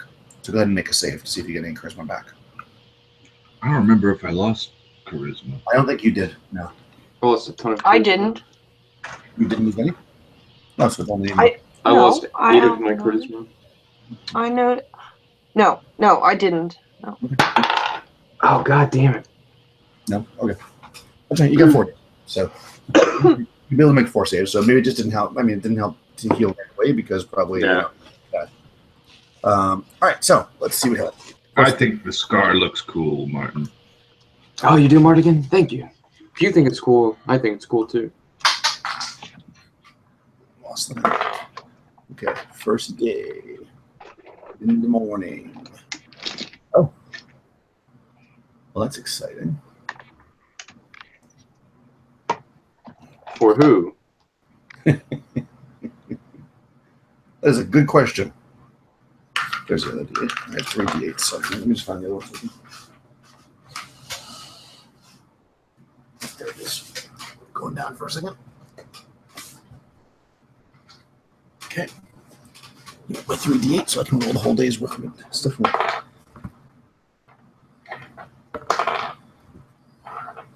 Cool.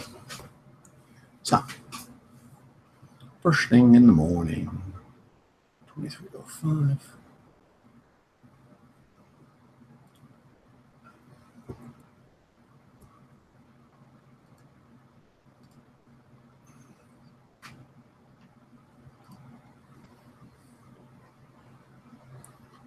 So you come, you're walking down the beach, and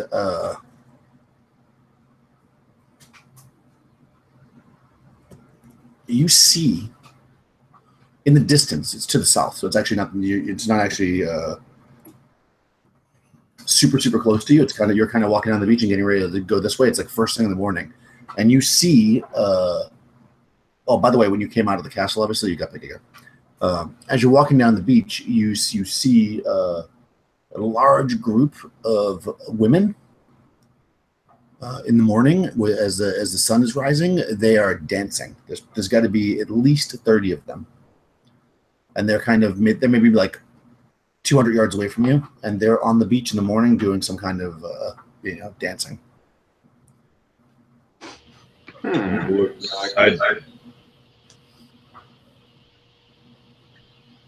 going to glance side to side, and can I tell if they're good looking or not? Yeah, they look really good. They look very beautiful, very shapely. Robert sees this and immediately starts walking in that direction. He's like, "You're right, Mardigan. The world is filled with beautiful women." And he starts to walk towards. I would never lie to you, Richard. I'm going to look at Sabille like a little concerned, and I'm going to look at Martin with like yes, happy face. You get that stare again. You've come to know pretty well. Yeah, so he's heading right for it at this point. Which is basically out of the way for you guys. Oh, bye, Marcus. Bye, Mardigan. Martin. There he went. Yep, he saw the women and he was like gone. Maybe I'm gonna try to catch up with Robert. Robert, wait for us. Okay. All right. Yeah. I mean, he's not running towards them. He's just walking aggressively, so you're able to catch him pretty easily. You're probably like about 200 yards away or so. Again, you just see them in the sun. You can see like the light dancing off the water, and you see these women just like dancing and swaying. That's basically me dancing, just if you want to know what that is. Sorry, my net dropped there for a second. That's all right. Well, we slowed down Robert. Yeah. And he waited for us a little bit. So yeah, you're about 200 yards away from these women. You can see that they're very beautiful, and they're also somewhat in a circle, but they're kind of in a bit of a circle. He sounds innocent enough. Yeah. So yeah, Robert sees you and he says, "Yeah, I think so. Let's go. This is my first day of adventuring, and I already found. How many women is that each for us? Does she get women too, or is that just for Roger? Math doesn't matter. Okay. I just wanted to mention, Roger, I'm a woman too, and I shove myself a little bit to the front, displaying my more boyish body. I'm trying to seduce Robert. More or less. I'm gonna pull Sabille back and whisper to her, so Robert can't hear. I trust Robert, but he's young, naive, and horny. I don't know if he's doing the right thing. But I want to get a little closer look myself. Yeah, so he looks at you and he says, "Oh, yeah, you're a woman." Ignore her. Wait. Yeah. Yeah. And I step back. She's more than just a woman. She's real. She's Yeah. the greatest. Yeah. I mean, you're welcome to your share of them. That's what you're saying. I shake my head in disbelief. This is just he's a great addition to this party because he just fits in with the other men. This is life is shit. Yeah. Yeah. He's walking towards them, and you see them dancing in a circle. What do you guys want to do? Yeah, I'll be up there with Robert.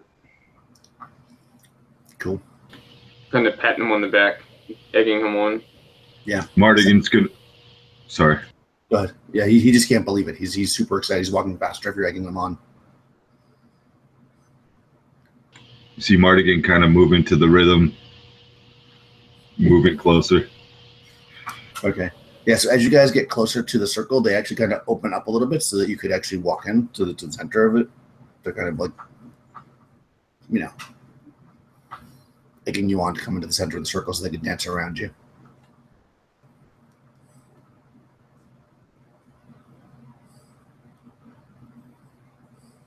I stay away from them, that's for sure.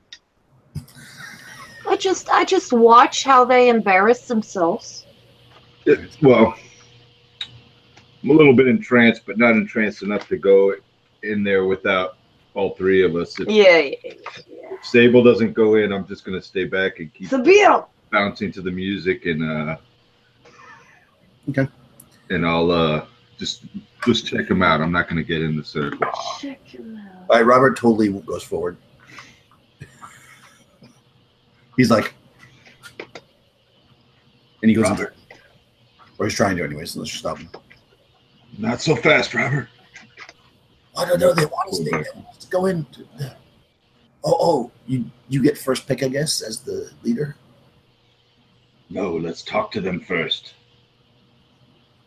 Oh, talk to them. This is a strange island. You don't know what we've been through. I don't talk to women usually. Oh, I wouldn't have guessed. Well, Roger, you won't have to be doing much talking with these, probably. That's what I'm hoping. Look at that one. Kind of points at one. Wow, what's wrong with her? Mardigan gets distracted. Yeah, so at this point, because he's like pointing and you guys stop, like a few of the women start to kind of come out and they're kind of dancing towards you, like seductively.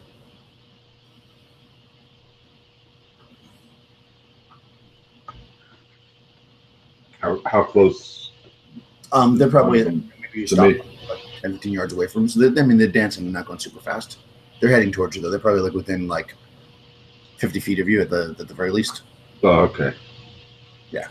So I couldn't reach out and touch one. Is what I was thinking. Okay, wait. They're coming towards you. Yeah. Yeah, if you wait long enough, sure. If you wait till one gets close enough to you, you can touch her. She gets in front and starts dancing around you. She does like,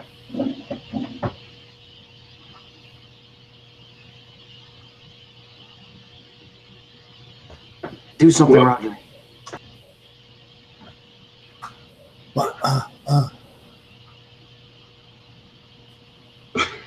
Roger, if you don't say something to them, well, one of us has to speak up. So he says, good morning, ladies. They're awful quiet. Yeah, they're humming. They're not actually saying anything to you. They're just humming and dancing. And they don't touch you. They just kind of dance around you, unless you touch them. I'm not going to ruin it for Robert because I know he's really excited, but I'm going to turn to my other two friends and I'm going to say, okay, They are very beautiful, but this is kind of creeping me out. You guys know what I mean. They might be witches, honestly. Yeah.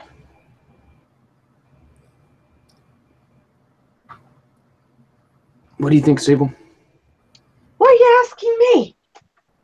You I ain't don't know. off You have a good. chase after some women. You have a good eye for danger. I'm not so sure about that. Being a not thief. And I do air quotes. I do what? I do thief? I do the air quotes thing. No, what you said before. Oh, I thief? said not a thief. Oh. Okay.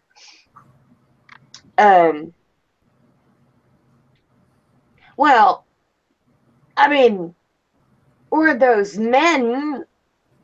Sure, but I don't see a sense in staring at them, to be honest. I mean, they're not that pretty.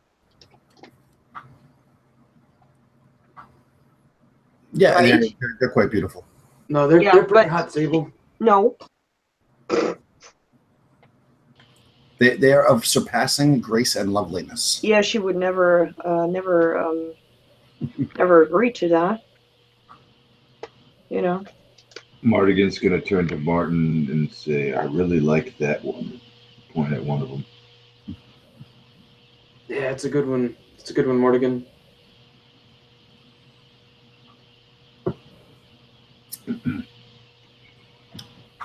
So let's see. So you point at one. Okay, it definitely sees, or she definitely sees you pointing at her, and she starts coming towards you. And she's kind of looking at you, like all seductively.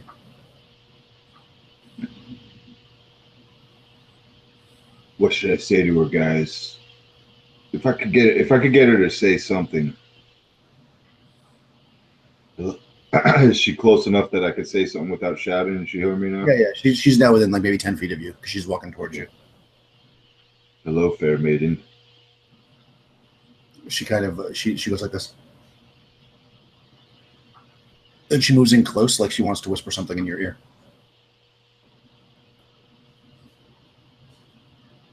Okay, I'll let her whisper something in my ear. Okay. Make a saving throw versus spells.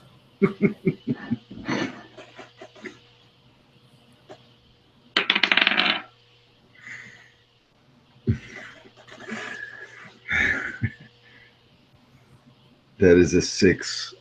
Okay, that does not pass. Okay, so she tells you something that is essentially forbidden knowledge kind of thing, like something that just like blows your fucking mind, and you lose only 2 points of wisdom,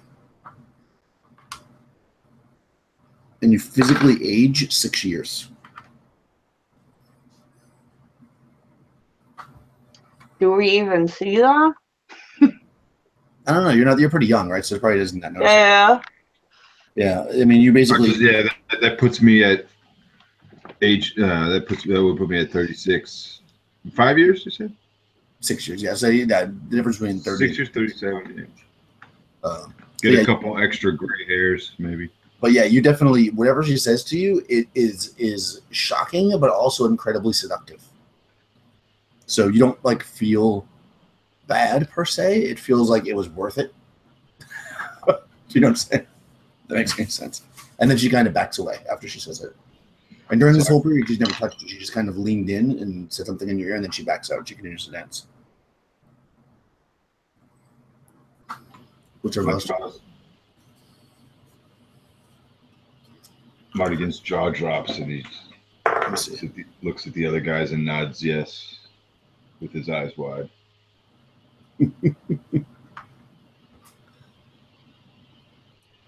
Yeah, Robert has no idea what to do at this point. He actually is now getting a little bit nervous, not because he thinks there's monsters, but because they're women, and now they're close to him. So he actually starts to back up.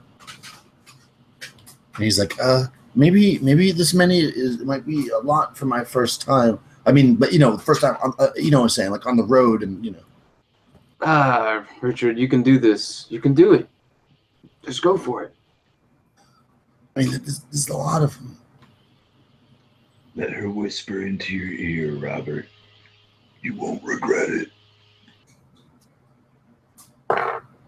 Okay, he lets her.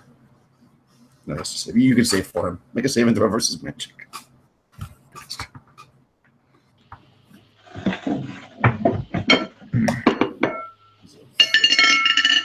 $18 over 16. Oh, I'm assuming that's 16. Well, he's only first level. Let me see. He's Robert the Great. He's only first level. 14. Yeah, that passes. So he actually passes the saving throw. So yeah, he actually gets a flash in his eye, and he says, "Wow!" And then he walks into the circle with the girl like leading him. Again, she doesn't touch him; she just kind of stays near him, and she starts to walk in. Do I feel compelled to walk into the circle? Nope. No.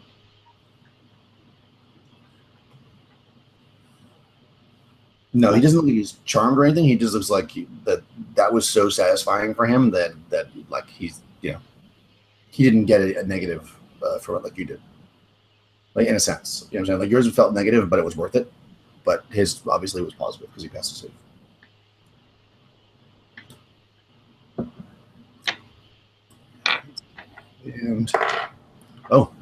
And as he starts to walk into the circle, the sun kind of has been rising in the sky through this whole point, and now it's reached kind of a point in the sky where kind of it's not reflecting off the water as much anymore. It's getting a little bit more like the flat kind of midday thing. Time's passing much faster than you thought it was, and all of a sudden they're gone. And Robert is just standing in the center of what would have been the dancing girls by himself, and there's no girls left. The beach is empty. A really, really let down look comes across Mardigan's face. Yeah, he's looking around and he doesn't see either. He's just. What did you do? What did you do, Rob? What happened? That's what I'm asking you. That's what I'm asking you, Roger. You scared him away. He's like, before I forget, and he sits down right there on the sand and pulls out his book and starts writing in it. What is he doing? I'll look over his shoulder. It looks like he's jotting a spell into his book. Okay. Huh? So he doesn't take him that long, and he gets it all written in there. And you really realize, like, you're all kind of looking around. You're like, it felt like maybe 10 minutes passed for you, but it's like midday now. Like, it definitely hours went by.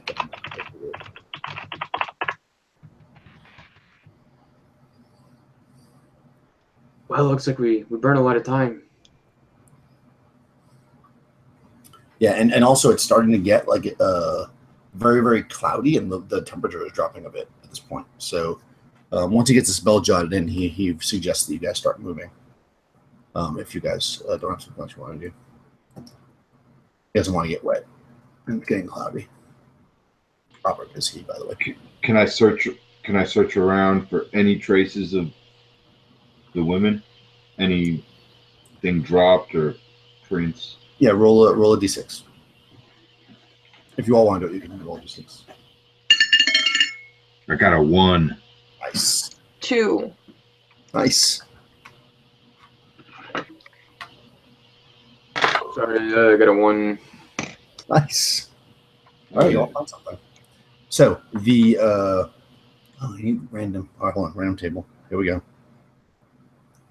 I was gonna just make it some kind of treasure, but it's more fun to do a random table.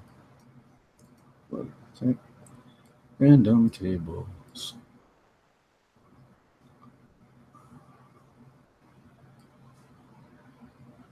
Well, I never found the I loot the body table. Damn it.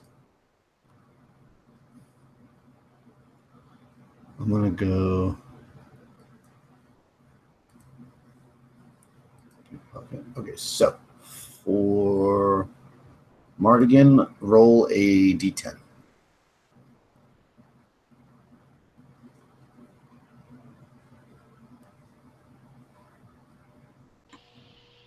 Ocho. 8. Okay. Oh, wow. 32 silver pieces in a pouch and a potion. It's like a magic potion.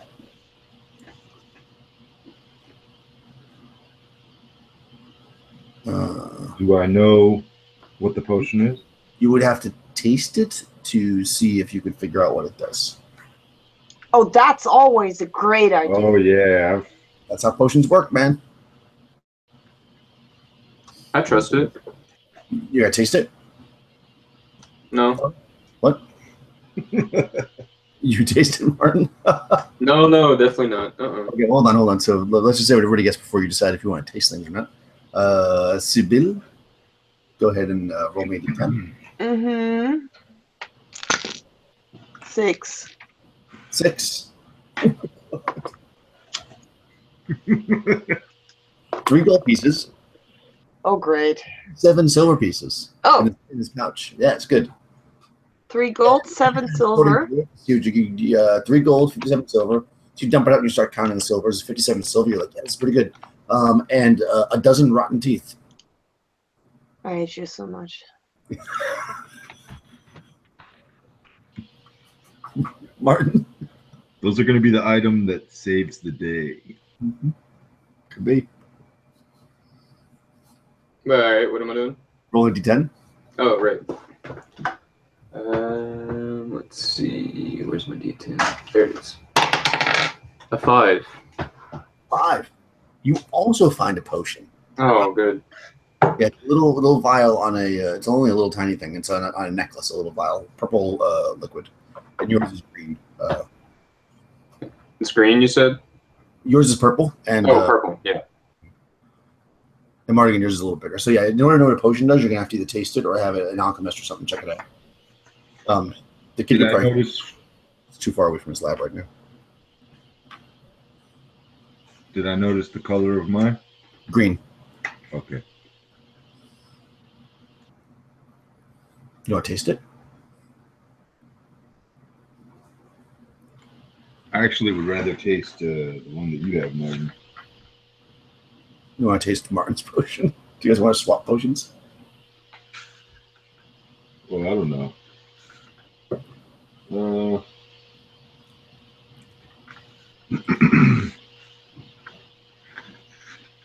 I'm feeling pretty good. I don't really want to change the way I feel right now. Okay. You hold on to it. I'll make a note of what it is. Yeah, same. I'll just kind of hold on to mine for now. Okay. Although some side effects would be cool.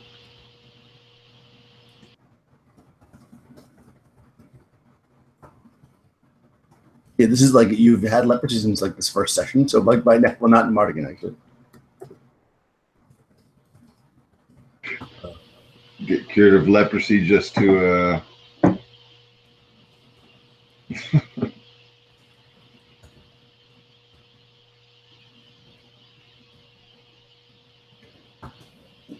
Just make a note of what it is. Okay, cool. Yes, you have potions. If you want to try them at some point, you'll know. I mean, or somebody, an alchemist, could figure it out. Even Robert could probably figure it out, but it would take the lab and everything else. So you can't do it right now because you're on the road. Oh, let me see if you found something. Somebody roll a d6 for Robert. See if you found anything.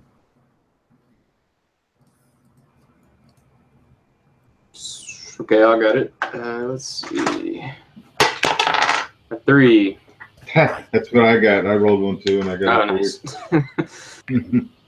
He's too sad about, having lost the opportunity to learn more spells and stuff because he basically tells you after that what was whispered in his ears were the words to a spell. So he basically learned a new spell. Cool. All right. So you, I'm assuming, follow the direction that you were going to go and head down the map. And the weather is getting worse and worse, as he said. It looked like it was getting. It starts to rain by midday, and by the time you make up camp in the evening, it's pretty torrential. But you've made about 12, 13 miles for sure. It was pretty open country. So if you want to, everybody wants to roll bushcraft to see if you find actual food or if you're going to have to eat dirt again. Well, you probably took some food with you. I'll say you took a couple days worth of food with you. It makes sense. So I definitely stuffed my pockets with as many chicken wings and legs as I could. yeah, you probably have enough food for 2 days. Yeah. And also, but if you want to roll bushcraft to see if you find a cave or something, otherwise you're going to be sleeping under a tree. Okay. I got a. That's a 4. Never mind. I got 2. 2's good. That's fine. 2's enough to find something decent. A 1 will find you a cave. How about Sibyl? No. Okay, yeah, you find some, Stones? stones. No, you found it. No, you find like a small space that you can set up camp. It's not in a cave or anything, so it's not super dry and perfect. But you're able to find something decent with that, and have like a little fire and cook up or reheat the little bit of food that you were able to take from the Harvest King. And yeah, so you're gonna have a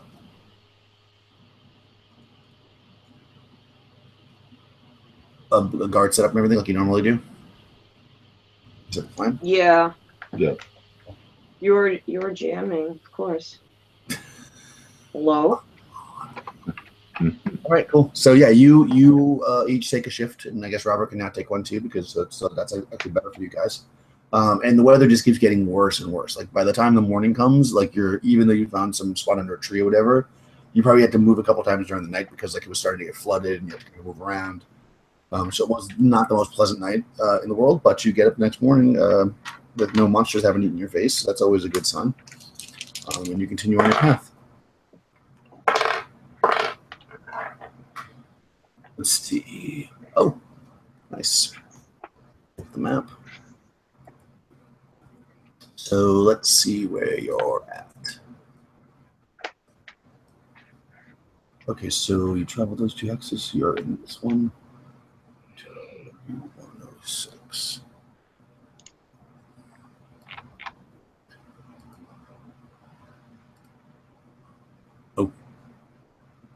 Oh, interesting.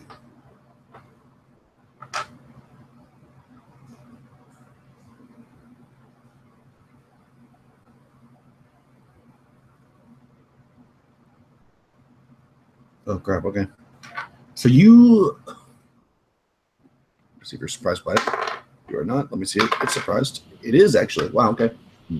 So you come upon, so you see it at a pretty decent distance. You see it about 200, almost 200 yards away, in a field, a clearing. You see a cat, and it's basically like an American Burmese cat, except for it looks like it's made out of metal, and it looks like it probably weighs about 300 pounds because it is huge. It's not looking at you right now. You could probably try to skirt around it if you want, or you could parlay with it or whatever, but it doesn't see you right now. But it is a giant freaking cat.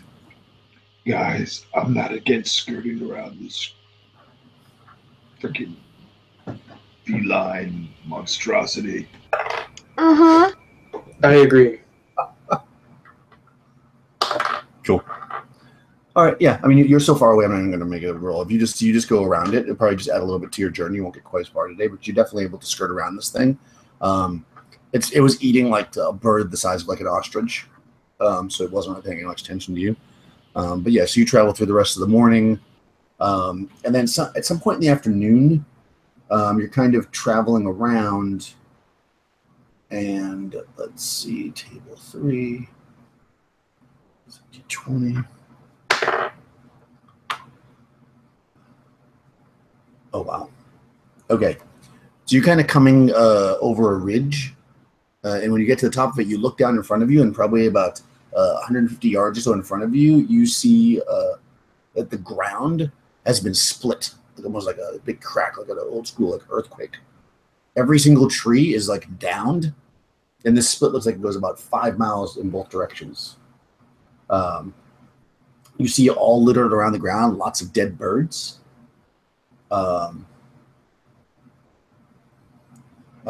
Except for the fact that the birds themselves look almost like they've been like burned.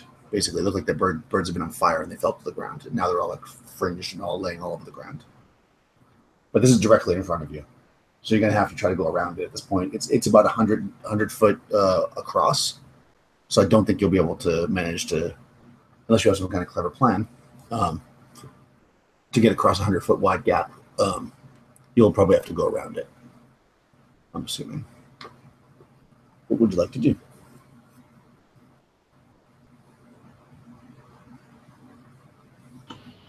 Hmm. I don't think we have anything to get across there. If we were to find something, maybe.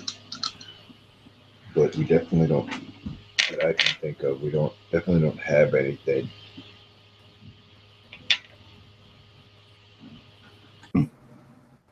Yeah, I don't think that you'd have a means. 'Cause I don't think you really picked up anything in addition. You could maybe use trees or something, but it would be probably very, very difficult. It's about 5 miles. I mean, you're kind of looking out. It's pretty open here. You can see. If you want to just try to go around it, but it'll definitely shorten. Just like going around that cat did. You're probably only going to make about half your distance today for sure. But yeah, I don't know if you want to go closer to inspect it or if you want to just try to go around it at this point. The destruction in the ground. Yeah, exactly. You see this large like gap in the ground. It's 100 foot wide. You see trees splintered and knocked apart. You see birds lying dead all around, even up close to you. This is probably like 150, 200 yards away. You can get closer if you want to look into it and see like more details, or you can just go around it. It's up to you. You can easily avoid it if you want, but if you're curious, think about it for 1 second. I'll be right back.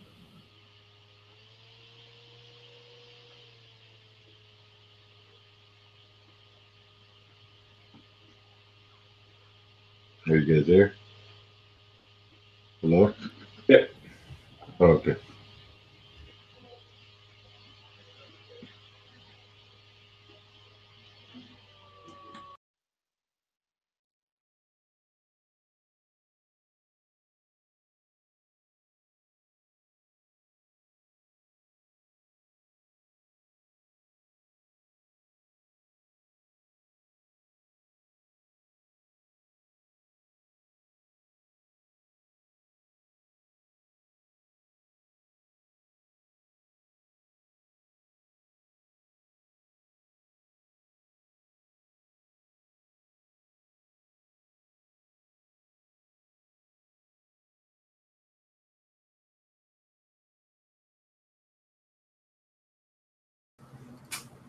Yeah, sorry, I'm back.